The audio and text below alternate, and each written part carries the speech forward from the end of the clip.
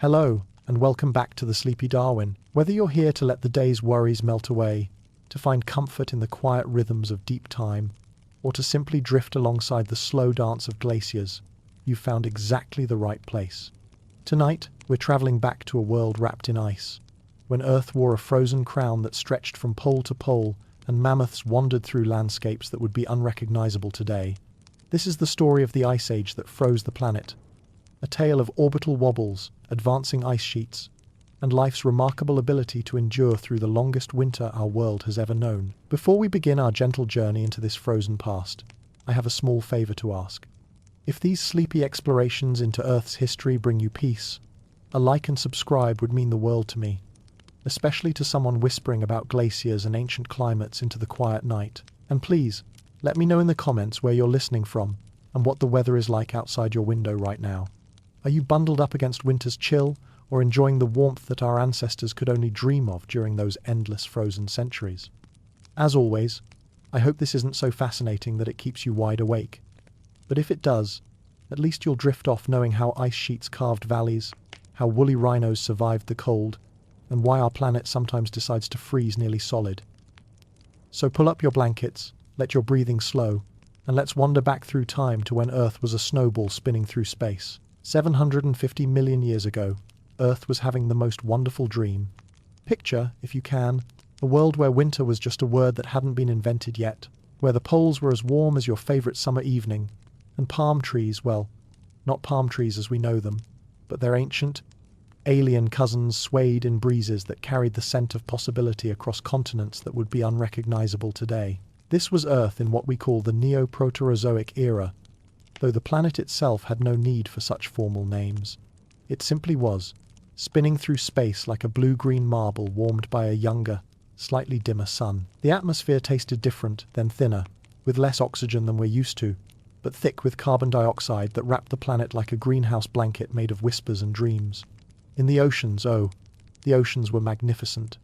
Imagine the clearest tropical water you've ever seen, then multiply that clarity by 1,000. No fish swam in these waters. No whales sang their deep songs, no seabirds dove for dinner. Instead, the seas danced with life so small, so delicate, that you'd need a microscope to meet them properly. Bacteria painted the water in swirls of green and purple and gold, their tiny bodies photosynthesizing sunlight into energy with the patience of monks and the efficiency of master craftsmen.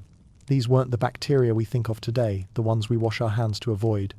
No, these were the architects of atmosphere, the original gardeners tending Earth's first greenhouse.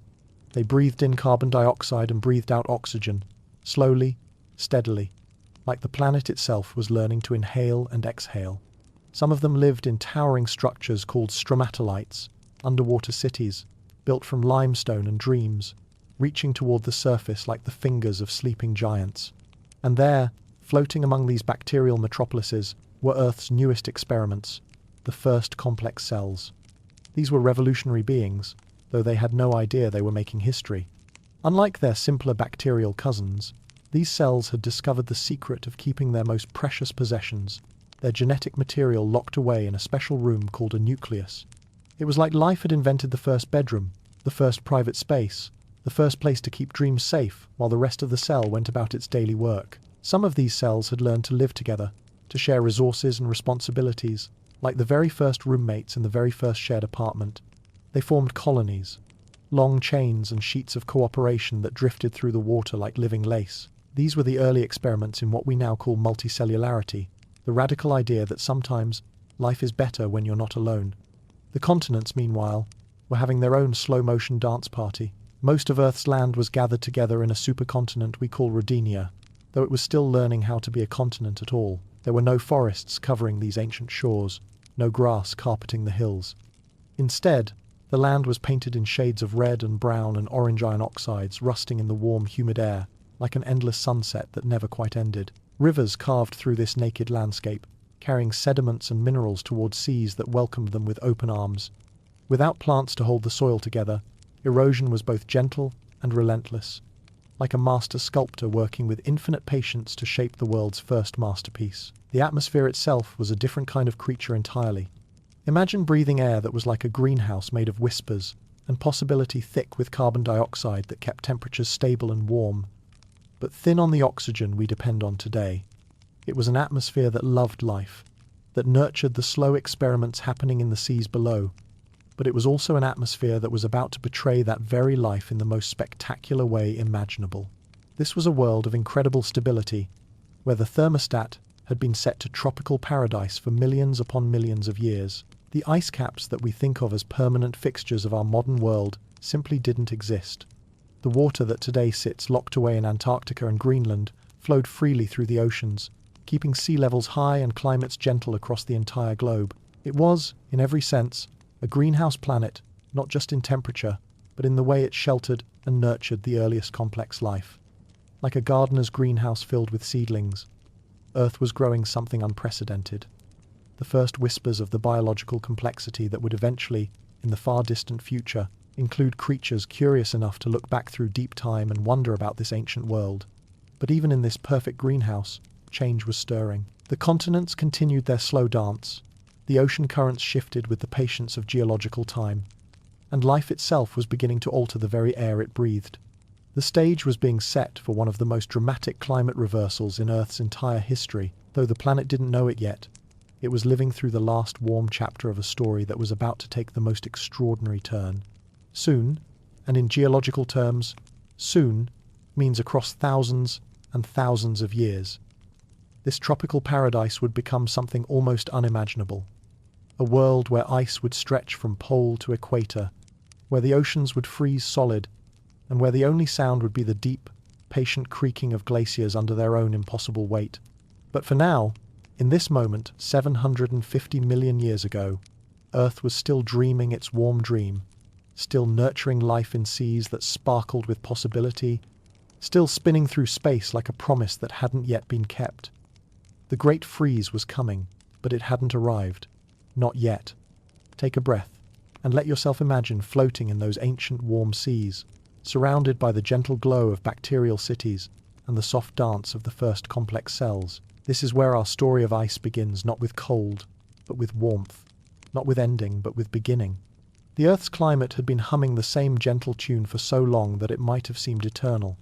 But deep within the planet's systems, subtle changes were beginning to whisper of transformation, like a thermostat being turned down degree by degree so slowly that you might not notice at first Earth was starting to cool.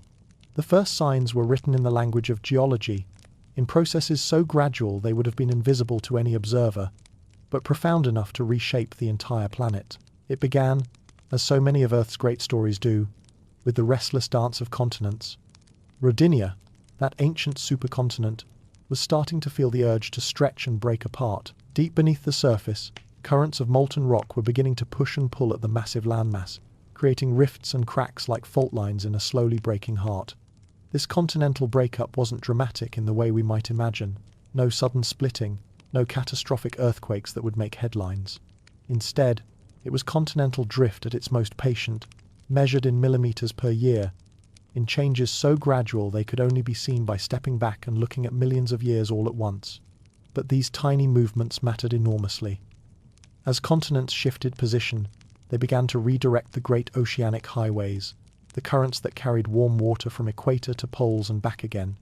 Ocean currents are like Earth's circulatory system, and when you change their paths, you change the way the planet distributes heat. Warm tropical waters that had once flowed freely to the poles began to find their paths blocked or redirected. The great heat-sharing system that had kept Earth's climate so stable for so long was being quietly, gradually rewired. At the same time, volcanic activity was beginning to tell a different story. Volcanoes, those mountains that breathe fire and speak in the language of melted rock, had always been part of Earth's atmosphere-making system. For millions of years, they had been steady contributors to the greenhouse gas cocktail that kept the planet warm, breathing out carbon dioxide like massive stone lungs. But as continents shifted and the Earth's internal pressures changed, volcanic activity began to decrease. Picture the planet's volcanic systems like a vast network of chimneys, all contributing to the warm, carbon dioxide-rich atmosphere that had made Earth such a comfortable greenhouse. Now, imagine some of those chimneys beginning to quiet down, their contributions to the atmospheric greenhouse growing smaller and smaller. It wasn't that volcanism stopped. Earth was still very much a geologically active planet, but the balance was shifting. Meanwhile, life itself was becoming an unwitting participant in its own climate story. Those bacterial gardeners in the seas, the ones who had been so faithfully converting carbon dioxide to oxygen, were becoming more efficient, more numerous, more successful at their ancient craft. Every breath of oxygen they produced was one less molecule of greenhouse gas in the atmosphere. They were, without knowing it, gradually thinning the blanket that kept their world warm. But perhaps the most elegant and eventually devastating change was happening with ice itself. As temperatures began to drop first by fractions of degrees, then by whole degrees, ice began to form at the poles. This sounds perfectly normal to us, since we're used to polar ice caps. But for Earth 750 million years ago, ice was a relatively new player on the climate stage. Here's where the story becomes as beautiful as it is ominous. Ice is nature's perfect mirror. When sunlight hits water, most of that energy gets absorbed, warming the ocean and contributing to the planet's heat budget. But when sunlight hits ice, something entirely different happens. The ice reflects that solar energy right back into space, like a cosmic mirror saying, "No, thank you," to the sun's warmth. Scientists call this the albedo effect, and it's both elegant and relentless in its logic. As more ice formed at the poles, more sunlight got reflected away from Earth, instead of being absorbed. This made the planet slightly cooler, which allowed more ice to form, which reflected even more sunlight, which made the planet cooler still. It was like nature's own feedback loop, a conversation between ice and temperature that kept saying colder to itself. Earth was becoming a mirror, reflecting warmth back to space with increasing efficiency. Each patch of ice that formed became a small beacon of reflected sunlight, bouncing solar energy away from the planet that needed that energy to stay warm. The more successful ice became at forming, the more successful it became at creating conditions for even more ice. The changes were still subtle temperatures dropping by degrees that would have been barely noticeable to any hypothetical observer standing on the ancient shores of Rodinia.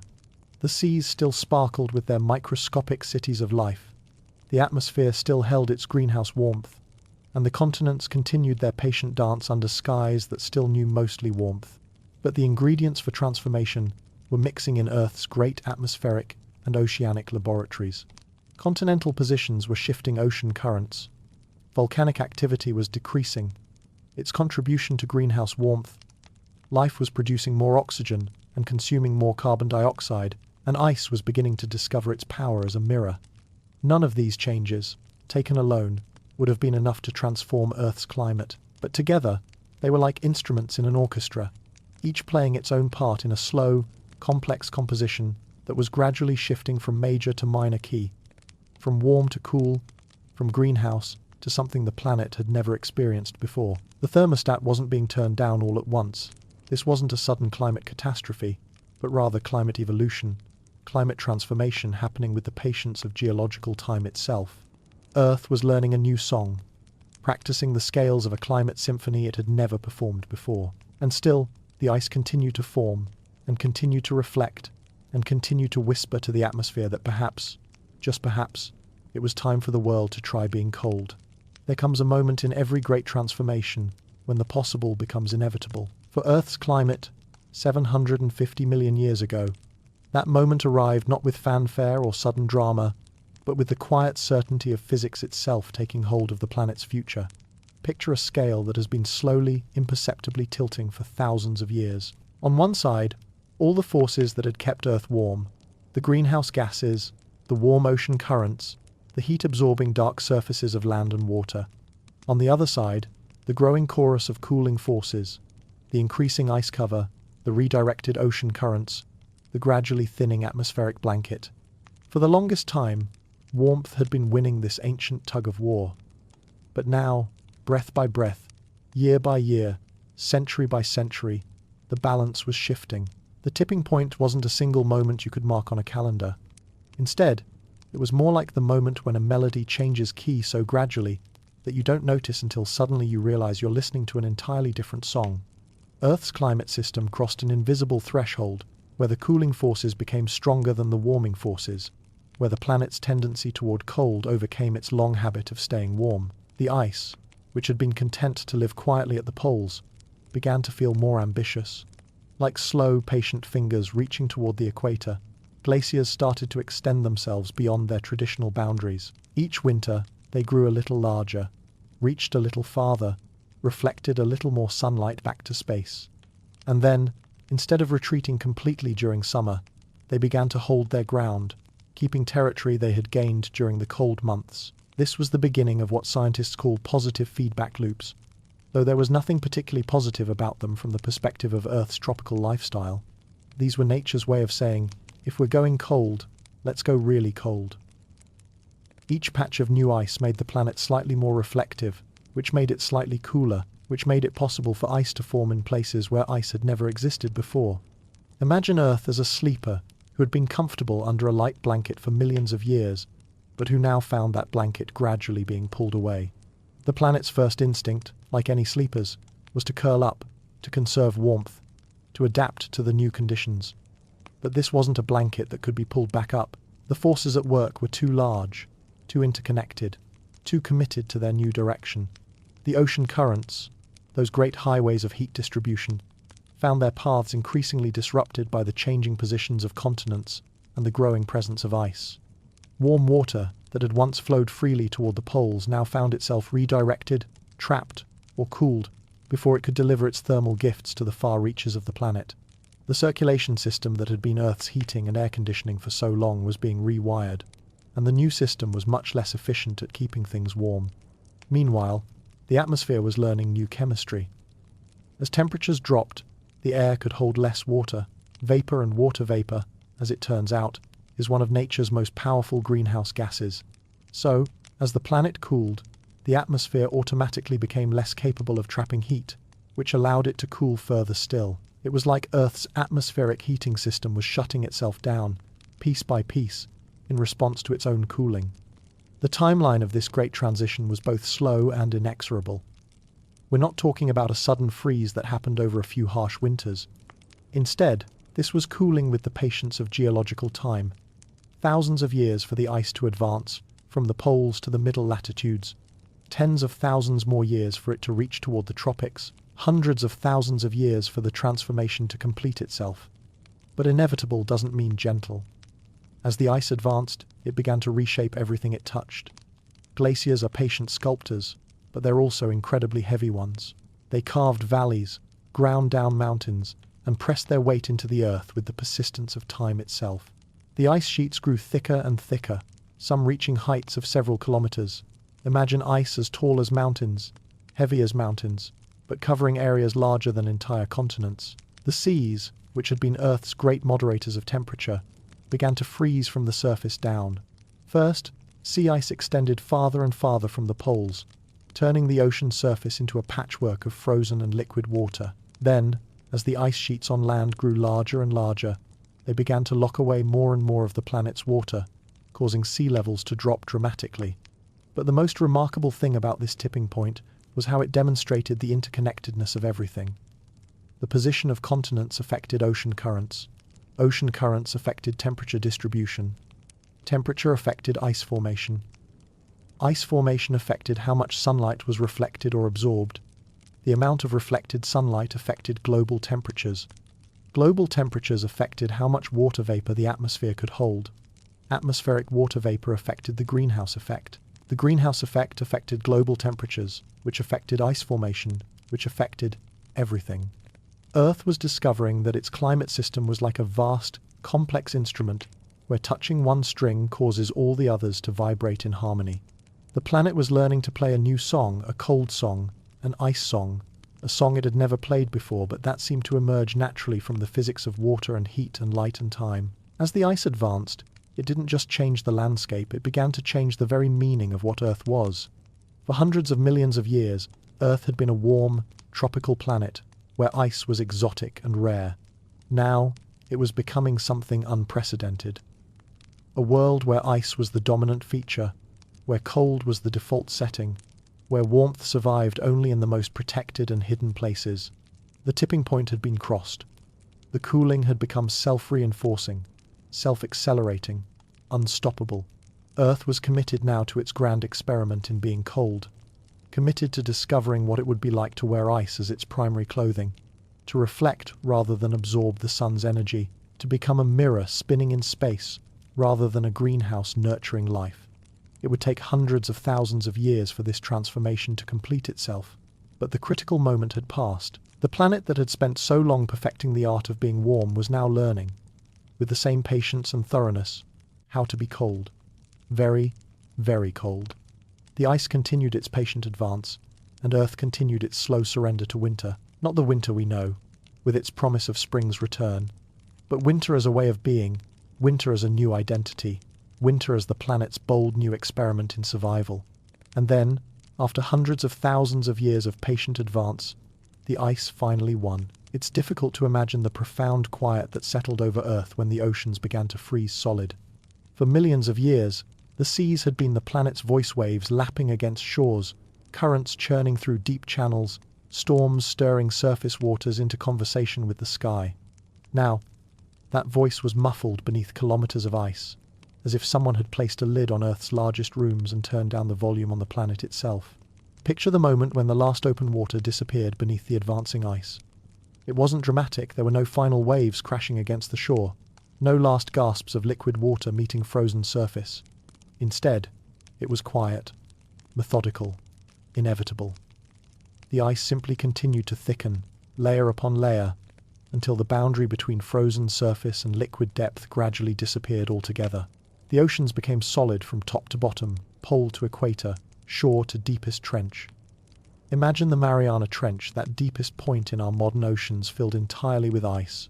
Imagine the mid-Atlantic ridge, where new oceanic crust is born, buried beneath an icy blanket several kilometers thick. The water that had once flowed freely around the globe, carrying heat and life and possibility, was now locked in place, transformed into a solid landscape of ice valleys and ice mountains and ice plains, stretching unbroken across what had once been the planet's greatest open spaces.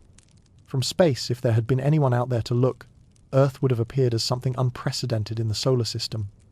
A completely white planet. Not the beautiful blue marble flecked with white clouds that we know today, but a pale, reflective sphere that sent most of the sun's light straight back into the darkness of space. Earth had become nature's own mirror ball, spinning silently through the void, reflecting rather than absorbing the energy that could have kept it warm. The continents, meanwhile, had been buried beneath ice sheets, so thick they defied easy comprehension. The ice was kilometers deep in places. Imagine standing at the base of Mount Everest and looking up, except instead of looking at a mountain, you're looking at the thickness of the ice pressing down on the land.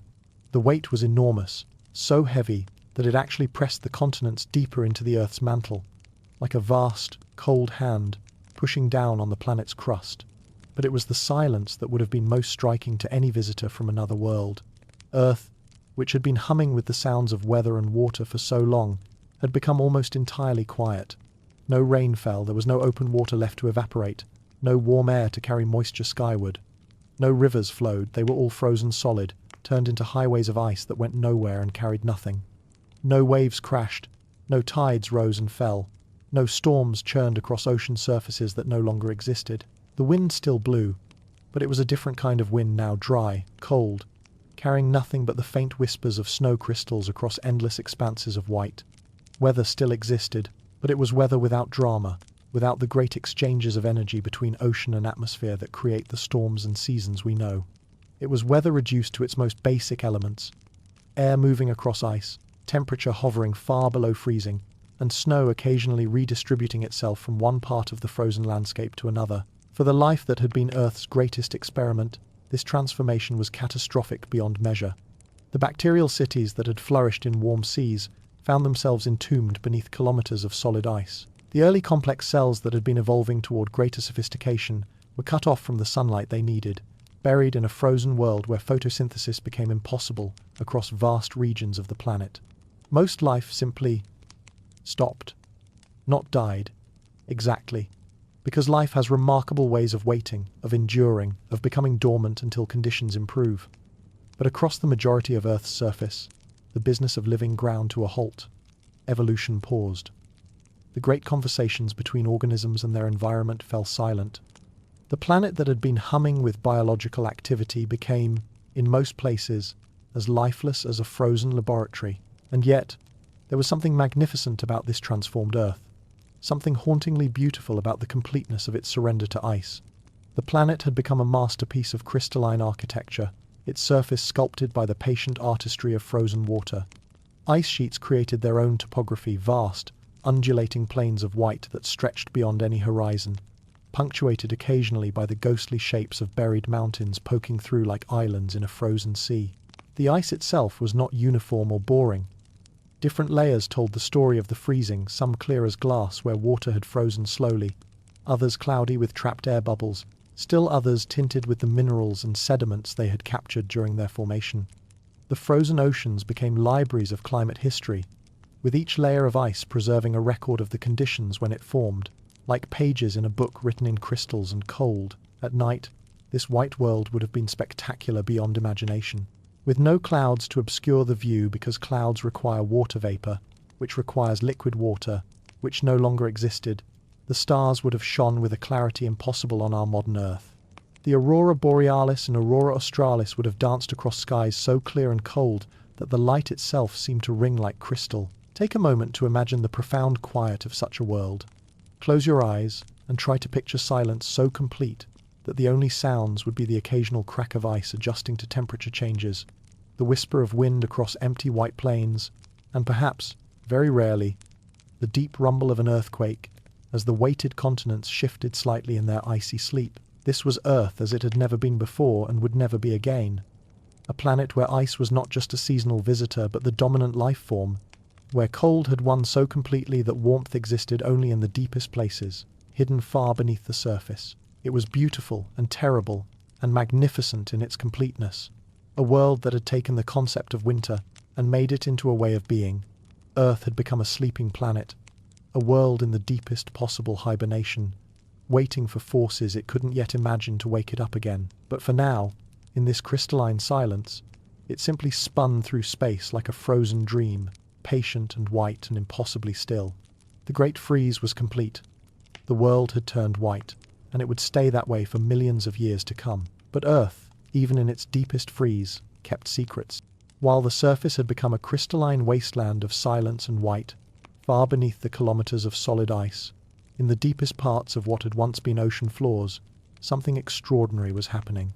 Life, it turns out, is far more resourceful than even the most dramatic climate change can account for, and in the most unlikely places, it found ways not just to survive, but to create its own warmth in a world that had forgotten what warmth meant. Deep beneath the frozen oceans, where the weight of ice pressed down with the force of mountains, the Earth itself was keeping campfires burning. These weren't fires as we know them. There was no wood, no flame, no flickering light casting shadows on cave walls.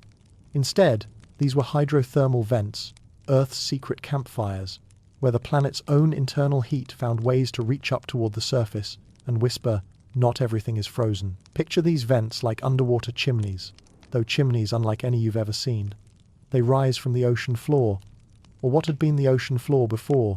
It was buried beneath solid ice, spouting superheated water that carries with it a cocktail of minerals and chemicals from deep within the Earth's crust.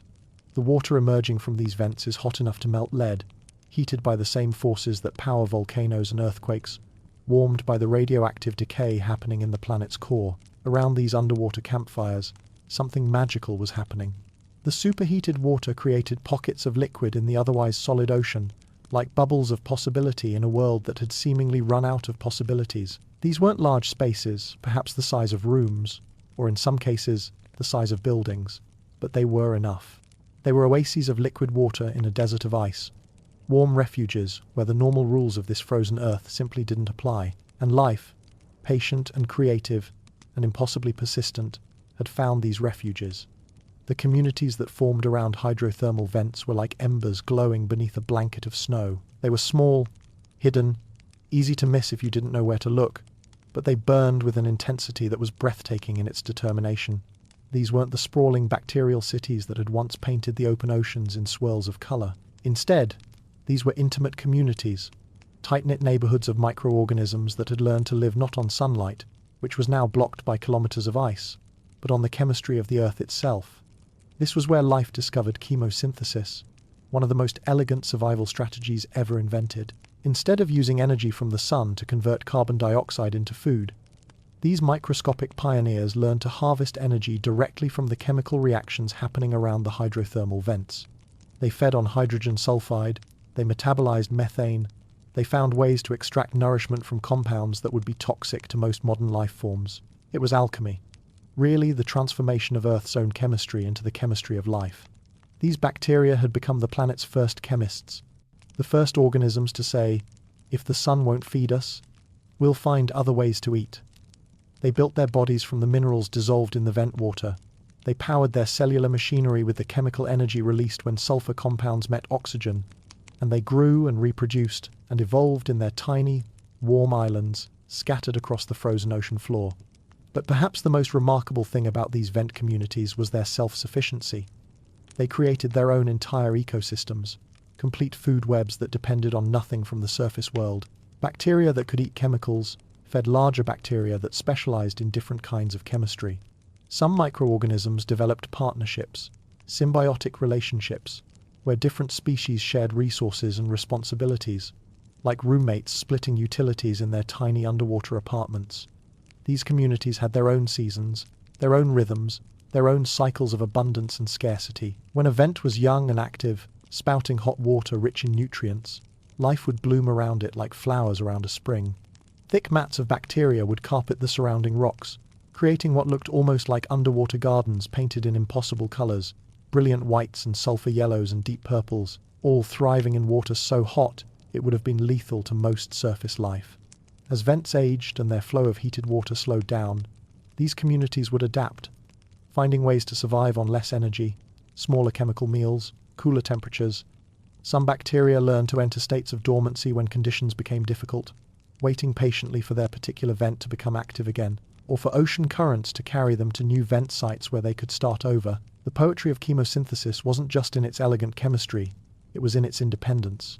For the first time in Earth's history, life had found a way to exist that was completely divorced from the surface world, completely independent of sunlight, weather, climate, or seasons. These vent communities were like biological space stations, self-contained worlds that happened to be located on Earth but that could, theoretically, exist anywhere in the universe where hot water met cold rock and the right chemistry was available. In a world that had been silenced by ice, these communities were still having conversations, chemical conversations, where molecules talked to each other in the universal language of electron exchange and energy transfer. Biological conversations, where different species of bacteria negotiated partnerships and competed for resources and passed genetic information back and forth like notes in a classroom. And perhaps most importantly, evolutionary conversations, the slow, patient process by which life was learning new tricks, developing new capabilities, writing new chapters in the story of what it meant to be alive on a planet that seemed determined to be lifeless. These hidden communities were Earth's insurance policy against extinction, its secret backup plan in case the surface world never warmed up again. They were proof that life, given enough time and creativity and sheer stubborn persistence, could find ways to thrive in conditions that seemed absolutely impossible. Deep beneath the ice, in spaces so small they wouldn't show up on any map, in temperatures hot enough to melt metal, in chemistry toxic enough to kill most modern organisms, life was not just surviving, it was innovating, adapting, evolving, and quietly preparing for a future it couldn't yet imagine. The embers were still glowing, the campfires were still burning, and life, in its most essential and determined form, was still writing its story in the margins of a frozen world. While some life thrived in the warmth of hydrothermal vents, most of Earth's living beings faced a far more challenging proposition: how to survive in a world where survival seemed impossible. The answer, it turned out, lay in a capability that life had been developing for billions of years, but had never needed to use quite so dramatically. It was the ability to wait, not just wait for better weather or wait for the next meal, but wait with the kind of patience that can only be measured in geological time. The deepest sleep imaginable, a form of biological hibernation so profound that it bordered on the miraculous. Across the frozen planet, in tiny pockets of liquid water trapped between ice crystals, in the spaces between mineral grains buried beneath glaciers, in microscopic refuges scattered throughout the solid oceans, billions upon billions of bacteria and archaea were entering states of dormancy so complete they seemed almost like death. But they weren't dying, they were practicing the most extreme form of patience ever developed by living beings. Think of these organisms as seeds, but seeds unlike any that would ever grow in soil. These were seeds that carried within themselves not just the instructions for growing into adult organisms, but the ability to wait for spring to arrive, even if spring was still millions of years away. They shut down their metabolism almost completely, reducing their cellular activity to the barest minimum needed to maintain the integrity of their genetic material and cellular membranes. In this state of suspended animation, they consumed virtually no energy. Their reproduction stopped, their growth ceased, their normal cellular processes slowed to a crawl so gradual it was almost like stopping entirely. They became, in essence, biological time capsules, living libraries that preserved not just the genetic information of their species, but the evolutionary wisdom of billions of years of adaptation and survival. The bacteria accomplished this feat through a process scientists call cryptobiosis, literally hidden life. They wrapped their cellular contents in protective molecules. They removed almost all water from their cells to prevent ice crystal damage. And they activated genetic programs that had been refined over eons to help them survive the unsurvivable. Some formed spores, tiny, incredibly durable packages that could withstand temperatures far below freezing, radiation levels that would be lethal to active organisms, and chemical conditions that would dissolve normal cellular structures. But perhaps the most remarkable thing about these dormant organisms was their incredible faith in the future. They had no way of knowing that Earth would ever warm again. For all they could sense, this frozen state might be permanent, the new normal for their planet. Yet somehow, written into their very DNA, was the assumption that conditions would eventually improve, that the wait, no matter how long, would eventually be rewarded. This wasn't conscious hope, of course. These were single-celled organisms without brains or awareness as we understand it. But it was something even more powerful than conscious hope. It was evolutionary hope, the accumulated wisdom of countless generations that had survived difficult times by preparing for better times, even when better times seemed impossible to imagine. The archaea, those ancient relatives of bacteria that had been among Earth's very first inhabitants, proved to be especially gifted at this kind of extreme patience. They had already survived in some of the most challenging environments on the planet. In boiling hot springs, in waters so acidic they could dissolve metal, in salt lakes so concentrated that nothing else could live there. For them, surviving in a frozen world was just another variation on their ancient theme of thriving where nothing else could. Some of these archaea developed the ability to actually use the cold to their advantage. They learned to function at temperatures so low that their cellular chemistry proceeded at an almost impossibly slow pace. But it proceeded nonetheless. They became masters of efficiency, extracting every possible bit of energy from the chemical reactions available to them, making their limited resources last for timeframes that spanned not just years or decades, but millennia. The resilience written into DNA became Earth's most important archive during this frozen age. Every dormant cell was like a living book, preserving not just the story of how to be a bacterium or an archaean, but the entire evolutionary history that had led to its existence. The genetic sequences that allowed these organisms to metabolize sulfur, to repair radiation damage, to survive in extreme temperatures, to form protective spores. All of this biological knowledge was kept safe in microscopic libraries scattered throughout the frozen planet. And in this way, the patience of individual organisms became the patience of life itself. While the surface world had fallen silent, while the great cycles of weather and climate had ground to a halt, while evolution seemed to have paused, the most essential processes of biology continued in slow motion. Genetic material was carefully maintained, cellular structures were preserved, and the fundamental information that defined life on Earth was kept safe through the longest winter in planetary history. What patience really means on a planetary scale became clear during these millions of years of frozen waiting. It means the willingness to reduce yourself to almost nothing in order to preserve the possibility of becoming everything again. It means trusting in futures you cannot see, preparing for opportunities you cannot imagine, and maintaining hope at the molecular level, even when hope seems to make no logical sense. These patient survivors were like monks in the most extreme monastery ever conceived, dedicated to preservation, to waiting, to keeping the essential flame of life burning at the lowest possible level, while the world around them seemed to have given up entirely on the possibility of warmth. They were seeds scattered across a frozen planet, each one carrying within itself the potential for entire ecosystems, for evolutionary radiations, for biological renaissances that wouldn't begin for millions of years. They were life's promise to itself that this freeze, no matter how complete, no matter how long-lasting, was not the end of the story but simply the longest intermission in the greatest play ever performed. In the deepest cold, in the most impossible circumstances, life had learned its most important lesson. Sometimes, the greatest act of living is knowing how to wait.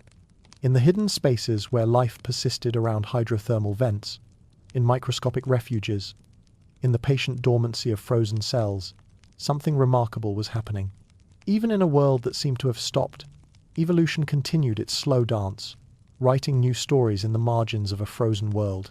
Isolation, it turns out, is one of evolution's most creative teachers. When populations of organisms become separated from each other, cut off by barriers of ice, scattered into tiny refuges, divided into communities so small they might contain only hundreds or thousands of individuals, they begin to change in different directions. Each isolated group starts to solve the problems of survival in its own unique way, developing its own innovations, exploring its own evolutionary possibilities. Imagine life as a great conversation that had been happening across all of Earth's oceans for millions of years. Suddenly, that planetary conversation was broken up into thousands of smaller conversations, each happening in its own private room. The bacteria around hydrothermal vents in what had once been the Pacific Ocean began developing different survival strategies than their cousins around vents in what had been the Atlantic. Communities trapped in different chemical environments started specializing in different kinds of metabolism.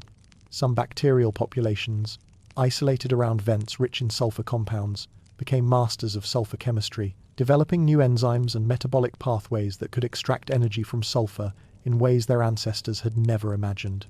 Others, in refuges where iron was abundant, became iron specialists, learning to breathe iron the way surface organisms had once breathed oxygen. The archaea, those ancient masters of extreme environments, began pushing the boundaries of what extreme even meant. Some lineages developed the ability to survive in temperatures that approached absolute zero. Their cellular machinery adapted to function at the very edge of where chemistry itself becomes impossible. Others learned to live in water so saturated with salt and minerals that it was essentially biological brine, conditions that would have been instantly lethal to their pre-freeze ancestors. But perhaps the most significant evolutionary innovations were happening at the cellular level, in the fundamental architecture of life itself. The stress of surviving in such harsh conditions drove rapid evolution in the molecular machinery that kept cells alive. DNA repair mechanisms became more sophisticated, capable of fixing the kind of damage that occurred when cellular chemistry proceeded at near-freezing temperatures. Cellular membranes evolved new compositions that remained flexible, even in extreme cold, like biological antifreeze systems that prevented cells from literally freezing solid. Some populations of bacteria began experimenting with new forms of cooperation, developing more sophisticated ways of sharing resources and information in their tiny, isolated communities. They learned to form biofilms, complex organized structures, where different types of bacteria specialized in different functions, creating the first hints of the kind of cellular cooperation that would eventually lead to multicellular life. In the deepest refuges, where resources were scarcest and survival most challenging, evolution accelerated its pace. The harsh conditions created intense selective pressure, favoring any mutation that provided even the slightest survival advantage.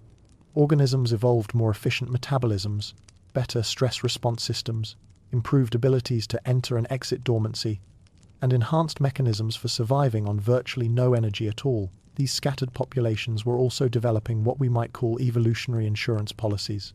Many bacteria and archaea evolved the ability to exchange genetic material more freely, sharing successful innovations across species boundaries through a process called horizontal gene transfer. If one population developed a useful new enzyme or metabolic pathway, that innovation could potentially spread to other organisms, even if they were only distantly related.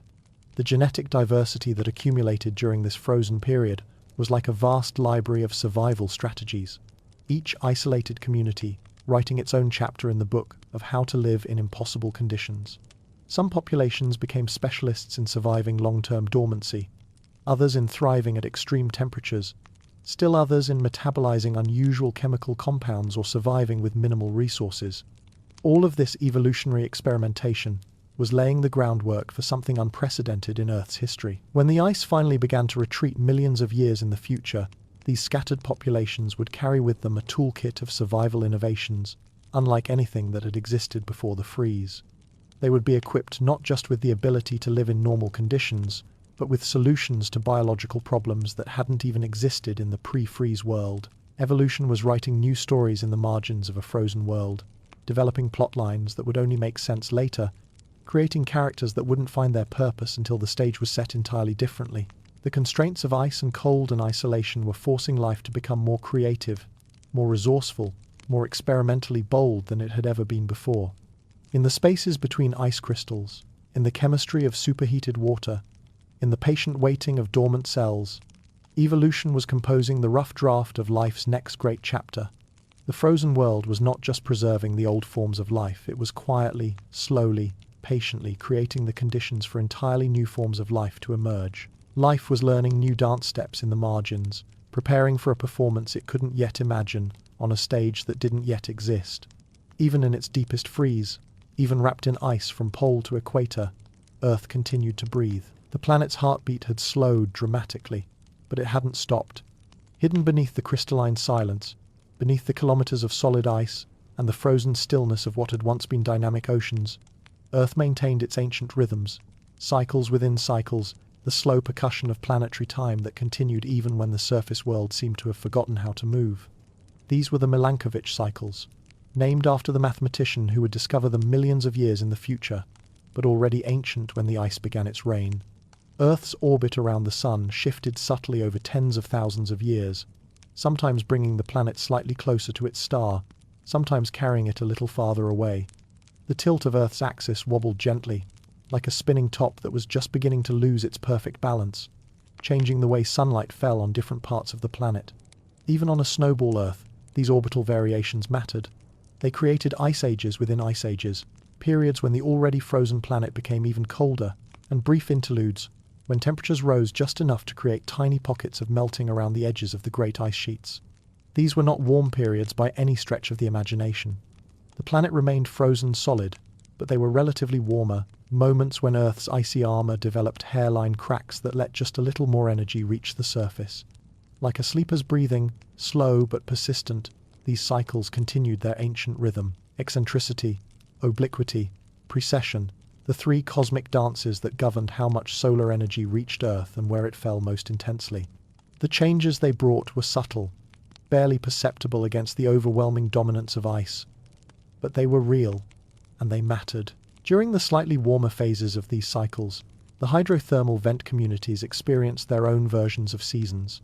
More liquid water might persist around the vents, creating slightly larger refuges for life. The chemistry of the deep oceans shifted as tiny amounts of ice melted and refroze, redistributing nutrients and minerals that had been locked away for millennia. During the colder phases, even these refuges contracted. Ice pressed down with even greater weight, the pockets of liquid water around vents grew smaller, and life retreated even further into its most essential forms, its deepest states of patience and dormancy. But through it all, the rhythms persisted. Earth's frozen heartbeat, barely perceptible but utterly reliable, marking time in units of thousands and tens of thousands of years. The planet was learning to be patient on the grandest scale imaginable, maintaining its cosmic choreography even in its deepest sleep. Let's rest here for a moment with these ancient rhythms. Feel the slow pulse of planetary time, the vast breathing of a world wrapped in ice but still turning, still orbiting, still dancing its slow dance with the sun. In this crystalline silence, in this frozen pause between Earth's warm past and its distant warm future, the deepest rhythms of the cosmos continued their eternal song. Even in ice, even in silence, even in the longest winter imaginable, Earth kept time. For millions of years, Earth had been locked in its crystalline sleep, a planet wrapped so completely in ice that warmth seemed like nothing more than a distant memory, a rumor from an impossible past.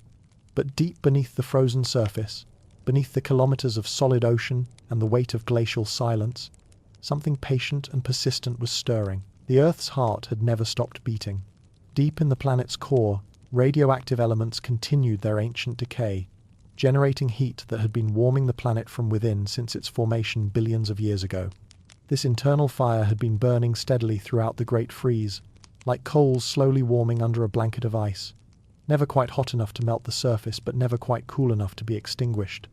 And the Earth had other ways of breathing fire into the cold world above. Volcanoes, those ancient chimneys that connected the planet's molten interior to its frozen surface, had never entirely stopped their work. Even under kilometers of ice, they continued to erupt, sending plumes of superheated gases and steam upward through the frozen crust. Most of these eruptions were hidden beneath the ice, their heat absorbed and scattered by the massive weight of frozen water above them. But their chemical signatures, especially their carbon dioxide, gradually began to accumulate in the thin atmosphere above the ice. Picture this accumulation like the slowest possible campfire being built. Each volcanic eruption added another breath of carbon dioxide to the atmosphere, molecule by molecule, eruption by eruption, year by year. The process was so gradual that if you could have watched it happen, it would have seemed almost imperceptible, like watching grass grow, but slower, like watching mountains form, but more subtle. Carbon dioxide, that humble molecule made of just one carbon atom holding hands with two oxygen atoms, began to weave a warmer blanket around the planet. This wasn't the thick, luxurious greenhouse atmosphere that Earth had enjoyed before the freeze. Instead, it was more like a threadbare blanket slowly getting thicker, thread by thread, breath by breath, volcanic exhalation by volcanic exhalation. The beauty of this process lay in its inevitability. While ice had been Earth's dominant force for millions of years, it couldn't last forever because it couldn't stop the planet's internal processes. Volcanoes don't check the weather forecast before they erupt. Radioactive decay doesn't pause for ice ages. The deep, fundamental forces that power geological activity simply continued their work, patient and unstoppable, gradually tilting the balance of Earth's energy budget away from ice and toward warmth. But the awakening wasn't sudden. This wasn't like someone flipping a light switch or turning up a thermostat. Instead, it was like the slowest possible sunrise, measured not in minutes but in millennia, not in hours but in hundreds of thousands of years. The first signs of change would have been invisible to any observer: tiny increases in atmospheric carbon dioxide levels, microscopic shifts in the planet's energy balance, changes so small they could only be detected by instruments that wouldn't be invented for hundreds of millions of years. As carbon dioxide levels gradually increased, they began to tip the ancient scales that had kept Earth frozen for so long. The atmosphere's ability to trap heat started to compete more effectively with ice's ability to reflect heat away. For the first time in millions of years, the greenhouse effect began to assert itself against the albedo effect that had kept the planet white and cold. The tipping point came not as a moment, but as an era when the warming effect of accumulated greenhouse gases finally began to overpower the cooling effect of planetary ice coverage. The mathematics of climate, which had favoured ice for so long, slowly began to favour warmth. It was nature finding its way back to balance, but balance of a different kind than Earth had known before the freeze. The process was so gradual that it proceeded in stages, each one barely perceptible but cumulatively transformative. First, the very surface of the ice began to warm by fractions of degrees. Then, the albedo effect became slightly less efficient as the ice surface developed a thin layer of meltwater during the brief summer months at higher latitudes. This meltwater, being darker than ice, absorbed slightly more solar energy, which created slightly more warming, which created slightly more meltwater. Deep beneath the ice, around the hydrothermal vents that had been life's refuges throughout the freeze, communities of organisms began to sense changes in their chemical environment. More carbon dioxide in the atmosphere meant more carbonic acid in the small pockets of liquid water around the vents. The chemistry of their tiny worlds was shifting in ways that their cellular sensors had been monitoring for millions of years. These microscopic communities were like canaries in a coal mine, sensitive to changes that the surface world couldn't yet detect. Their metabolic processes, finely tuned to extract energy from chemical reactions in their vent environments, began to register the subtle shifts that meant the planet's overall chemistry was changing. Some bacteria began to emerge from their deepest states of dormancy, sensing that conditions might be improving. The accumulation of volcanic carbon dioxide was also changing the way Earth interacted with space. The planet's atmosphere, thin as it was, began to retain heat more effectively during the long polar nights. The extreme temperature differences between day and night, which had characterized the frozen world, began to moderate slightly. The atmosphere was learning to hold on to warmth again, practicing the greenhouse skills it had forgotten during the millions of years of ice dominance. But perhaps the most profound change was one that couldn't be measured in temperatures or atmospheric chemistry. It was a change in possibility itself. For the first time in millions of years, the trajectory of Earth's climate was pointing away from ice and toward warmth. The planet had found its way to the bottom of a climate well so deep it had seemed permanent. But now it was beginning the slow climb back toward the surface, back toward the light, back toward the warm world it had once been. The coals that had been warming slowly under the ice for so long were finally beginning to make their presence felt. The Earth's slow awakening had begun not with fanfare, not with sudden drama, but with the patient insistence of physics itself, the quiet certainty of chemistry, and the unstoppable persistence of geological time. The ice, which had seemed so permanent, so complete in its victory over warmth, was about to discover that even the most successful climate regime eventually meets its match. The greenhouse effect, patient and persistent, was preparing to reclaim its planet. Earth was stirring in its crystalline sleep, and the longest winter in planetary history was finally beginning to dream of spring. And then, after millions of years of pristine white silence, Earth began to show its first imperfections. They started as hairline fractures, so thin you could barely see them, appearing at the edges of the great ice sheets, where they met the slightly warmer bedrock beneath. These weren't dramatic splits or thunderous breakings, they were more like whispers in crystal, tiny flaws in the perfect architecture of ice that had encased the planet for so long. Picture the moment when ice that has been solid for millions of years begins to remember what it's like to be liquid. The process starts from within, where pressure and the faintest increase in temperature create zones of weakness in the crystalline structure. Water molecules that have been locked in place begin to vibrate just slightly more freely, to slip past each other with just a little more ease, to rediscover the fluid dance they had forgotten during the Great Freeze. The first cracks appeared along the fault lines, where different ice masses met the boundaries between continental ice sheets and oceanic ice, the places where the frozen surface had been under the most stress from its own enormous weight. These initial fractures were like smile lines appearing on the face of a planet that was just beginning to remember what expression felt like. As atmospheric carbon dioxide continued to accumulate and temperatures rose by fractions of degrees each century, these tiny cracks began to spread. Ice that had been under compression for millions of years started to relax its grip, to expand slightly, to develop networks of internal stress fractures that made it less perfectly solid, less completely impermeable to the warming influence from below and above. The most magical moments came when these expanding cracks finally reached through the full thickness of the ice sheets and made contact with the liquid water that still existed in hidden pockets beneath. Suddenly, for the first time in millions of years, liquid water touched the surface of the planet. It was just drops at first, tiny beads of water emerging from cracks so small they would have been invisible from more than a few feet away. But it was liquid water under open sky, the first since the Great Freeze began. These first meltwater pools were like Earth's first tears of joy, tiny mirrors reflecting sky that hadn't been reflected by liquid water for geological ages. The sight would have been breathtaking to any observer. Perfectly still pools of water, dark and clear as obsidian, sitting in bowls of white ice and reflecting the alien blue of a sky that had almost forgotten what it looked like in liquid reflection. The sound of these first drops was perhaps even more remarkable than the sight. After millions of years of crystalline silence, Earth began to remember the music of flowing water. Drip, drop, the gentle percussion of liquid water falling onto ice, onto rock, onto other liquid water. These were the first notes in a symphony of thaw that would eventually become a planetary orchestra. But for now, they were just single drops, falling with the patience of geological time, each one a small victory over the silence that had reigned for so long. As the cracks widened and the meltwater pools grew larger, they began to connect with each other, forming the first streams that Earth had known since the freeze began. These weren't the rushing rivers or flowing brooks we might imagine. They were more like veins of possibility, thin channels of liquid water threading their way through landscapes of ice, carving the most delicate valleys in frozen surfaces that had been flat and featureless for millions of years. The ice itself began to tell stories through its cracking and melting. Different layers, formed under different conditions during the millions of years of freezing, revealed themselves as the surface began to melt. Some ice was crystal clear, formed slowly under stable conditions. Other layers were cloudy with trapped air bubbles, records of more turbulent times during the freezing process. Still others contained the fossilized remains of the last bacteria that had lived in surface waters before the final freeze. Tiny time capsules preserved in crystal for millions of years. Earth was learning to breathe again.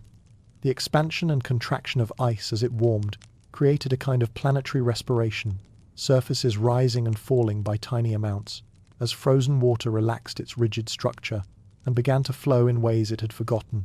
The planet's chest was expanding, taking its first deep breath after the longest-held breath in its history. The albedo effect, which had been ice's most powerful weapon in maintaining the frozen state, began to work against itself. As meltwater pooled on the ice surface, it absorbed more solar energy than the white ice around it, creating local warm spots that expanded outward in slow motion. Dark patches of liquid water became heat magnets, gathering solar energy and using it to melt more ice, which created larger dark patches, which gathered more heat, which melted more ice. The feedback loop that had created the Great Freeze was reversing itself. Instead of ice creating conditions for more ice, water was beginning to create conditions for more water. The planetary thermostat, which had been stuck on freeze for millions of years, was slowly being reset toward thaw. But these changes came with the patience that only geological time can teach. The first cracks took thousands of years to develop into visible fractures. The first meltwater pools took tens of thousands of years to grow from droplets to ponds. The first streams took hundreds of thousands of years to carve even the smallest channels through the ice. It was like watching the world's slowest sunrise, or listening to the world's most gradual symphony. Earth was waking up from its frozen sleep with the deliberate slowness of a planet that had learned to measure time in millions of years. The ice was giving up its hold on the world, but it was doing so with dignity, with grace, with the kind of patience that had defined this entire frozen epoch. The curtains were slowly being drawn back, and for the first time in millions of years, Earth was beginning to see itself clearly again. As Earth's icy armor began to crack and melt, the hidden communities that had survived in refuges scattered across the frozen planet sensed their moment of opportunity arriving. Like seeds that had been waiting under snow for the longest winter in history, life prepared to emerge from its patient dormancy and reclaim a world that was slowly remembering how to be alive. The first to respond were the bacterial communities around hydrothermal vents, those hardy pioneers who had never truly gone dormant but had been living at the edge of possibility throughout the freeze. As the chemistry of their environments began to shift, as more carbon dioxide dissolved into their tiny pockets of liquid water, as temperatures rose by precious fractions of degrees, they began to sense that their world was expanding. These communities started to grow outward from their vent refuges, following the networks of cracks and meltwater channels that were beginning to connect isolated pockets of liquid water. Like explorers venturing into new territory, they sent out pioneers hardy bacteria that could survive the journey from one refuge to another, carrying with them the genetic innovations that had accumulated during millions of years of isolated evolution. But the most dramatic emergence came from the vast populations of dormant bacteria and archaea that had been waiting in suspended animation throughout the ice. As temperatures rose and liquid water became more available, these cellular time capsules began to wake up. It wasn't a sudden awakening. Some organisms remained dormant for centuries after their neighbors had become active again, waiting for exactly the right conditions to trigger their emergence from cryptobiosis. The revival of these dormant populations was like watching the world's largest library come back to life. Each organism that emerged from dormancy carried with it the evolutionary wisdom of the pre-freeze world, the genetic instructions for ways of being alive that the planet hadn't seen for millions of years. Some bacteria remembered how to photosynthesize, how to capture energy directly from sunlight, a skill that had been useless during the frozen dark, but was about to become relevant again as the ice began to thin and light began to penetrate to the surface. As these ancient lineages reawakened, they began to rediscover each other. Populations that had been separated for millions of years started to make contact again through the expanding networks of liquid water. This led to one of the most remarkable evolutionary events in Earth's history, the Great Genetic Reunion. As isolated populations began to share the innovations they had developed during their long separation, through horizontal gene transfer, bacteria that had specialized in surviving extreme cold shared their adaptations with bacteria that had become experts in novel forms of metabolism. Archaea that had learned to function with virtually no energy taught their efficiency techniques to organisms that had developed new ways of processing unusual chemical compounds. It was like a vast biological conference, where millions of years of isolated research was suddenly shared across the entire community of life. But perhaps the most significant development was the emergence of the first truly complex cells, eukaryotes with sophisticated internal structures that could support larger size and more elaborate ways of being alive. The stress and isolation of the freeze had driven rapid evolution in cellular complexity, and now these innovations were being tested in the expanding habitable zones of the thawing world. Some of these new eukaryotes were experiments in cooperation cells that contained other cells as permanent residents, creating partnerships between different types of organisms that were more capable together than either could be alone. These endosymbiotic relationships were like biological marriages, permanent alliances that created entirely new kinds of living beings. Others were experiments in size and structure. During the freeze, there had been no advantage to being large. Resources were scarce, space was limited, and efficiency was everything. But as the world began to offer more opportunities, some cells began to experiment with growing larger, developing more complex internal architectures, creating specialized compartments for different cellular functions. The thawing world was becoming a laboratory for evolutionary experimentation on a scale the planet had never seen before.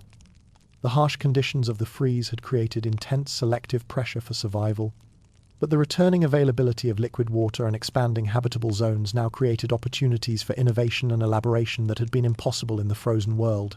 Life was like a garden that had been waiting under snow, and now it was suddenly bursting into bloom. But this wasn't the gradual spring we might imagine. This was evolutionary spring, measured in millions of years, where the flowers that bloomed were entirely new kinds of organisms, new ways of being alive, new solutions to the fundamental problems of existence. The most remarkable thing about this emergence was how it demonstrated life's fundamental optimism. Despite millions of years of the harshest conditions imaginable, despite ice that had seemed permanent and cold that had seemed eternal, life had never given up on the possibility of better times.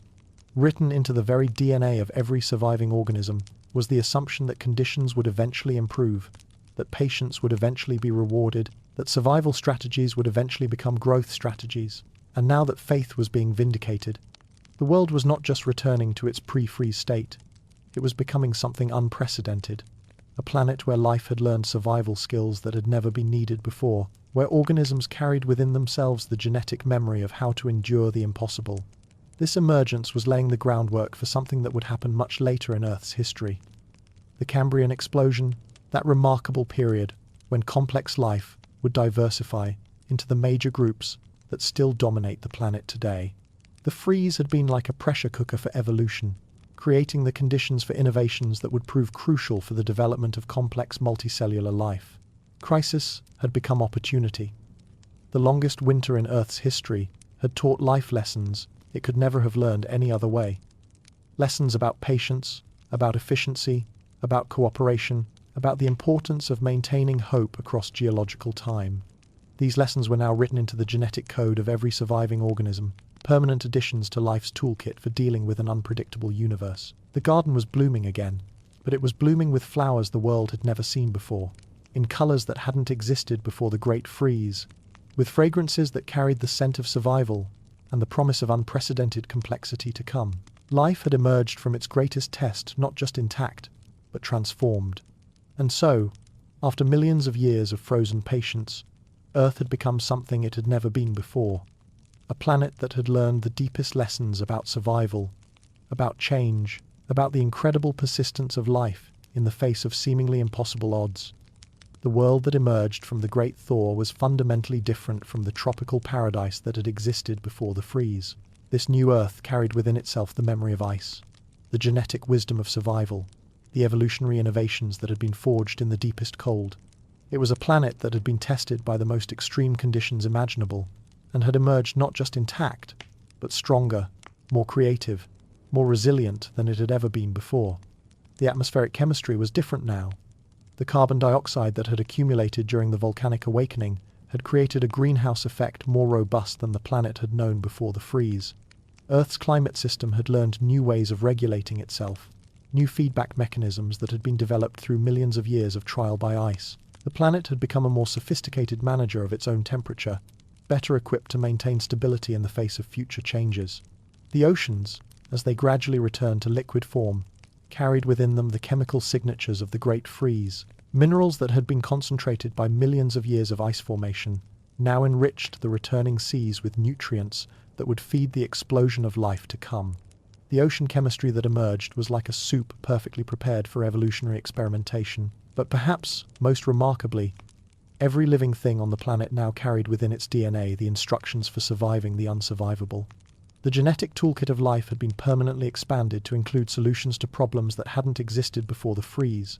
How to enter and exit dormancy, how to survive in extreme cold, how to metabolize unusual chemical compounds, how to maintain genetic integrity across millions of years of stress. This wasn't just recovery, this was evolution, accelerated by crisis, life becoming more than it had been before, by learning to be less, by mastering the art of patience on a planetary scale. Every bacterium swimming in the newly liquid seas was a descendant of survivors, carrying the molecular memory of the longest winter and the genetic wisdom it had taught. Look around you now, wherever you are, as you listen to this story. Every ice cube in your drink is a descendant of those ancient glaciers. Every breath you take carries molecules that once cycled through the atmosphere of Snowball Earth.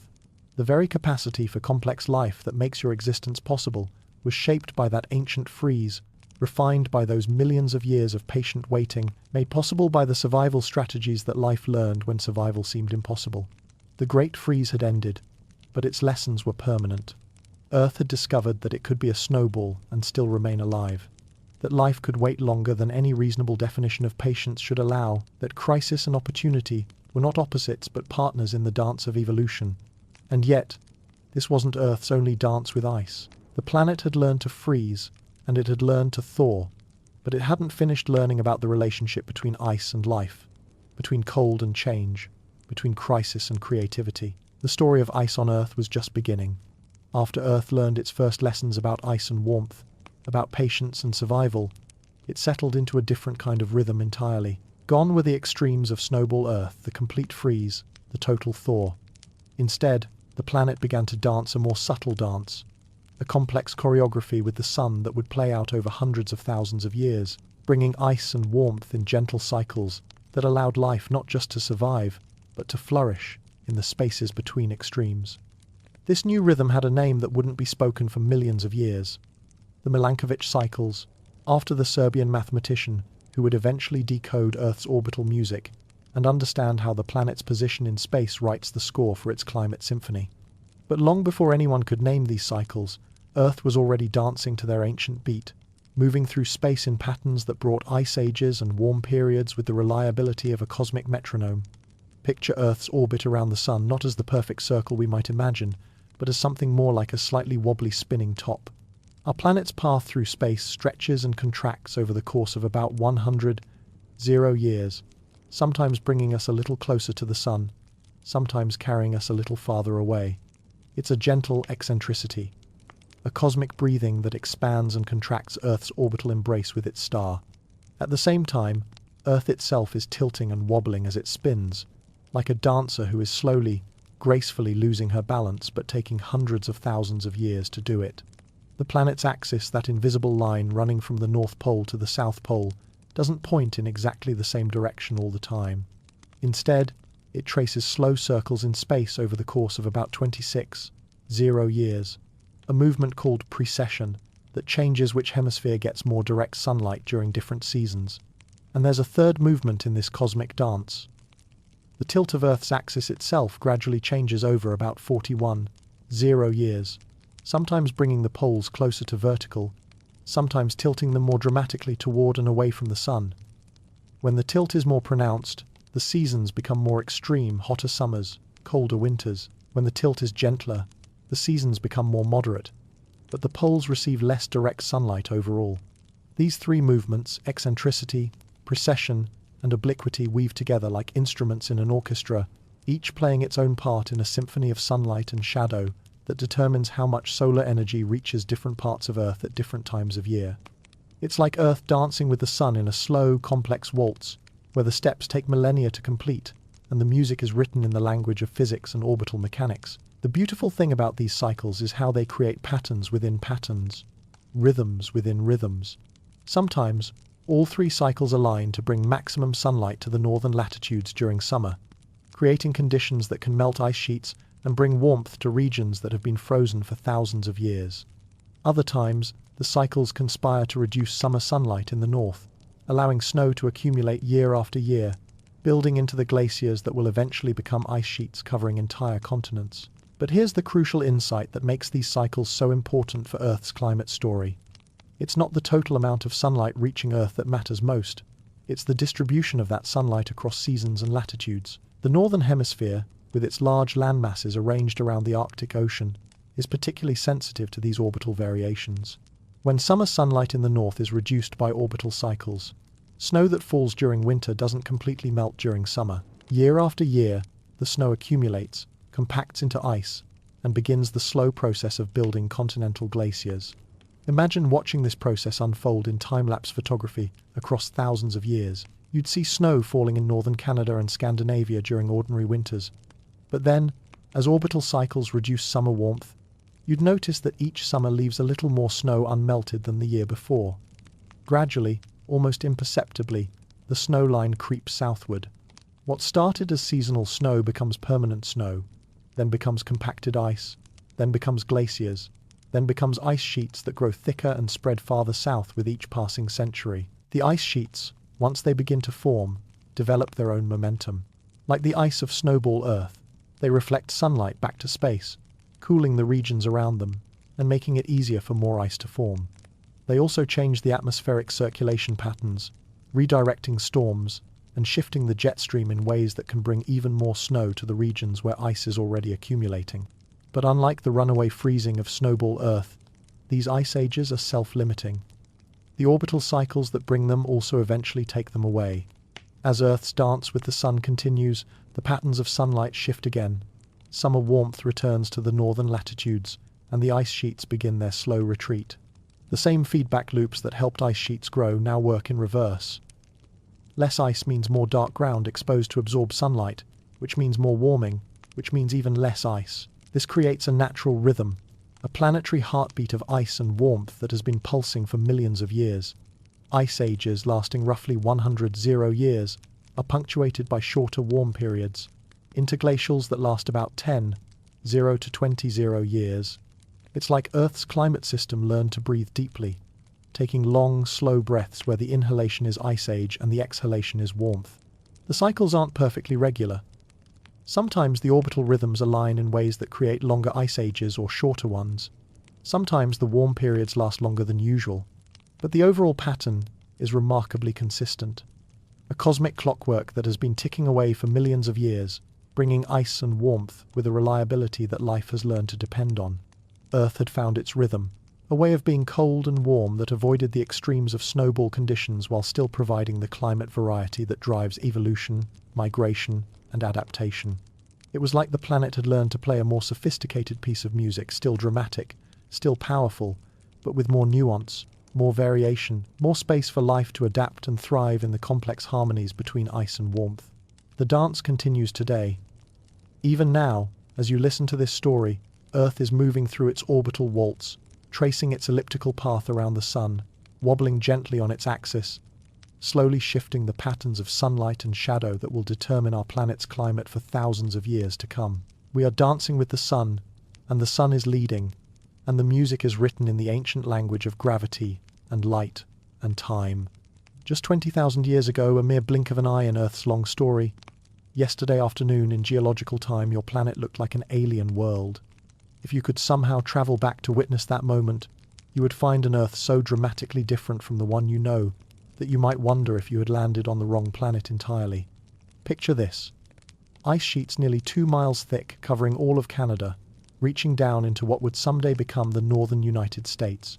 Where Chicago sits today, there was only ice, pristine, white, stretching endlessly toward horizons that knew nothing of cities or farms, or the dreams of civilizations yet to come. The Great Lakes didn't exist yet. Instead, the enormous weight of glacial ice was slowly carving the basins that would someday hold them, grinding down bedrock with the patient power of frozen mountains. In Europe, ice stretched from Scandinavia down across the British Isles and into northern Germany. The Thames Valley lay buried beneath glaciers, and reindeer grazed where London would eventually rise. The North Sea was partly dry land, connected by bridges of ice and exposed continental shelf that linked Britain to the European mainland. Mammoths wandered across landscapes that are now beneath hundreds of feet of seawater, their tusks leaving trails in snow that fell on ground now covered by ocean. But it wasn't just the presence of ice that made this world alien. It was everything else that followed from that ice. Sea levels were nearly 400 feet lower than they are today, because so much of the planet's water was locked away in continental glaciers. Coastlines looked completely different. Land bridges connected continents. Islands that exist today were hilltops in vast exposed plains. The geography itself was rewritten by ice. Your ancestors lived through this world, wrapped in furs and animal skins, gathered around fires that represented the difference between life and death, watching the slow dance of seasons in a climate that was both harsher and more variable than anything we experience today. They weren't primitive, they had the same brains you do, the same capacity for wonder and creativity and love. They painted spectacular art on cave walls, created tools of remarkable sophistication, developed languages rich enough to carry stories across generations. These were the people who shared their world with creatures that seem almost mythical to us now. Woolly mammoths, with their curved tusks and shaggy coats, browsed on tundra plants in vast herds that migrated across the Ice Age landscape like living mountains. Saber-toothed cats stalked through forests at the edges of the ice sheets. Their incredible canine teeth evolved for hunting the thick-skinned megafauna of their time. Giant ground sloths, larger than modern bears, moved through Ice Age Americas with the slow dignity of creatures who had never learned to fear smaller animals. Cave lions, twice the size of modern lions, ruled territories that stretched across continents. Dire wolves hunted in packs across the Ice Age grasslands of North America. Enormous birds with wingspans wider than small airplanes soared over landscapes where vast herds of bison, horses, and camels, yes, camels in North America, migrated with the seasons and the slowly shifting boundaries of ice and warmth. But perhaps the most remarkable inhabitants of this Ice Age world were the people themselves, your direct ancestors, who developed strategies for thriving in conditions that would challenge our most advanced survival technologies. They learned to read weather patterns in ways that allowed them to predict storms days in advance. They developed clothing systems that could keep them warm in temperatures that regularly dropped far below anything most modern humans ever experience. They created societies sophisticated enough to support specialist crafters, people who did nothing but make the perfect stone tools, or the warmest clothing, or the most reliable shelters. They developed trade networks that stretched across continents, sharing materials and technologies across thousands of miles. Obsidian from volcanic regions, shells from distant coastlines, and specialized tools traveled along routes that connected communities, separated by vast distances and harsh conditions. These Ice Age peoples were also the first humans to create art on a truly monumental scale. Deep in caves across Europe, they painted animals with such skill and emotional depth that modern viewers are moved to tears by the beauty and accuracy of their work. They understood the anatomy and behavior of Ice Age animals better than most modern zoologists understand contemporary species. Their art wasn't just decoration, it was a way of documenting, celebrating, and maybe even communicating with the magnificent creatures that shared their world. Life during the Ice Age required a different relationship with time and seasons than we maintain today. Everything moved more slowly, more carefully.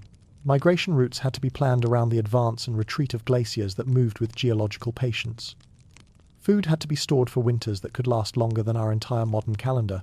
Knowledge had to be preserved and transmitted with perfect accuracy because there were no books, no external memories, just human minds carrying the accumulated wisdom needed for survival. Yet despite the challenges, or perhaps because of them, Ice Age life developed a richness and intensity that is difficult for us to imagine. Communities were smaller but more tightly bonded. Everyone knew everyone, and everyone's survival depended on everyone else's skills. Children learned not just from their parents, but from grandparents who carried decades of experience with different weather patterns, animal behaviors, and survival strategies. The landscape itself was a character in their daily lives.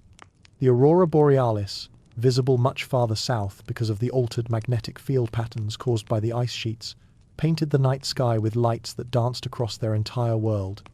The silence of vast ice sheets created acoustic environments where sounds could carry for incredible distances. The clarity of unpolluted skies revealed stars with an intensity we can barely imagine today. As the Ice Age gradually ended, and it was gradual, taking thousands of years for the great ice sheets to retreat, these communities had to adapt to a completely changing world. Animals they had depended on for food and materials began to disappear as the warming climate shifted their habitats. Plants that had sustained them through countless generations found new growing zones farther north. Coastlines moved as melting ice returned water to the oceans. Some communities followed the retreating ice, maintaining their cold-adapted lifestyles as long as possible. Others learned to live in the new forests that began to grow in formerly icy territories. Still others moved to the newly exposed coastlines and learned to harvest the riches of the sea. It was a time of incredible cultural innovation. As human societies experimented with new ways of living in a warming world, the end of the Ice Age was also the beginning of agriculture, not as a sudden invention, but as a gradual discovery that the more stable climate and predictable seasons of the warming world made it possible to deliberately plant and tend wild grasses and other food plants. This wasn't just a technological innovation, it was a fundamental shift in the human relationship with the natural world. From following natural cycles to participating in them, from adapting to landscapes to gradually reshaping them. Your ancestors lived through this incredible transformation, watching their world warm and change, adapting their cultures and technologies to climates that shifted faster than many generations could fully adjust to. They were the bridge between the Ice Age world of hunters and gatherers and the agricultural world that would eventually lead to cities, writing, and all the complexities of modern civilization. Every time you look at a map, remember that the shapes you see are recent inventions, drawn by the retreat of ice that happened just moments ago in Earth's long story. Every time you plant a garden, remember that agriculture was possible only because the ice went away and stayed away long enough for humans to learn this new relationship with plants. Every time you marvel at the variety of life in a zoo or nature documentary, remember that we live in an impoverished world compared to the Ice Age abundance that your ancestors knew by heart. They lived through the transition from ice to warmth, and their adaptability made your existence possible. The end of the last Ice Age was not a moment but a symphony, a vast, slow composition played across 10,000 years as the great ice sheets that had dominated the northern hemisphere began their gradual retreat toward the poles. It was a transformation so profound that it literally carved the geography we know today, creating the valleys where our cities sit, the lakes where we sail, the coastlines where we build our homes. Imagine standing at the edge of one of those great ice sheets around 18,000 years ago, watching the slow drama of melting unfold. At first, the changes would have been barely perceptible, slightly more meltwater pooling at the glacier's edge during summer, slightly less advanced during winter. But gradually, year by year, century by century, the balance shifted from growth to retreat, from advance to withdrawal. The ice didn't retreat quietly. As temperatures rose and the great ice sheets began to thin and crack, they released their stored water in episodes of almost unimaginable drama. Entire lakes formed on top of glaciers, held back by ice dams that sometimes stretched for hundreds of miles. When these ice dams finally gave way, and they always eventually gave way, the result was floods that dwarfed anything in human memory or imagination. Picture the Missoula floods in what is now the Pacific Northwest, where a glacial lake larger than Lake Erie burst through its ice dam and rushed toward the ocean at speeds that carved the Columbia River Gorge in a matter of days. The water moved with such force that it carried boulders the size of houses hundreds of miles, carving scablands and coulees that still mark the landscape today. These weren't floods in any ordinary sense. They were geological events that reshaped entire regions in the time it takes for a season to change. In Europe, similar ice dam bursts created the English Channel, carving a permanent separation between Britain and continental Europe as massive volumes of meltwater found their way to the sea. Rivers that had been trickling streams became torrents that carved valleys in bedrock, creating the dramatic fjords of Scandinavia and the Great Lakes of North America. The very topography of our modern world was being sculpted by the retreat of ice. But the most profound change was not geological, it was biological. As the ice retreated, it revealed landscapes that had been buried for tens of thousands of years, sterile ground that was essentially blank slates for life to colonize. Plants arrived first, carried by wind and migrating animals, their seeds finding purchase in the mineral-rich soils left behind by retreating glaciers. Grasses and low shrubs gradually gave way to forests as the climate continued to warm and stabilize. Animals followed the changing vegetation zones, with some species tracking the retreating ice northward to maintain their cold-adapted lifestyles, while others expanded into the newly available territories farther south. It was a time of incredible biological opportunity, as ecosystems that had been compressed into small refuges during the Ice Age suddenly had vast new territories to colonize. For humans, this was perhaps the most transformative period in our species' history. The retreating ice revealed new lands for exploration and settlement, new resources for exploitation, new opportunities for cultural development. More importantly, the stabilizing climate made possible entirely new ways of life that had been impossible during the more variable conditions of the Ice Age.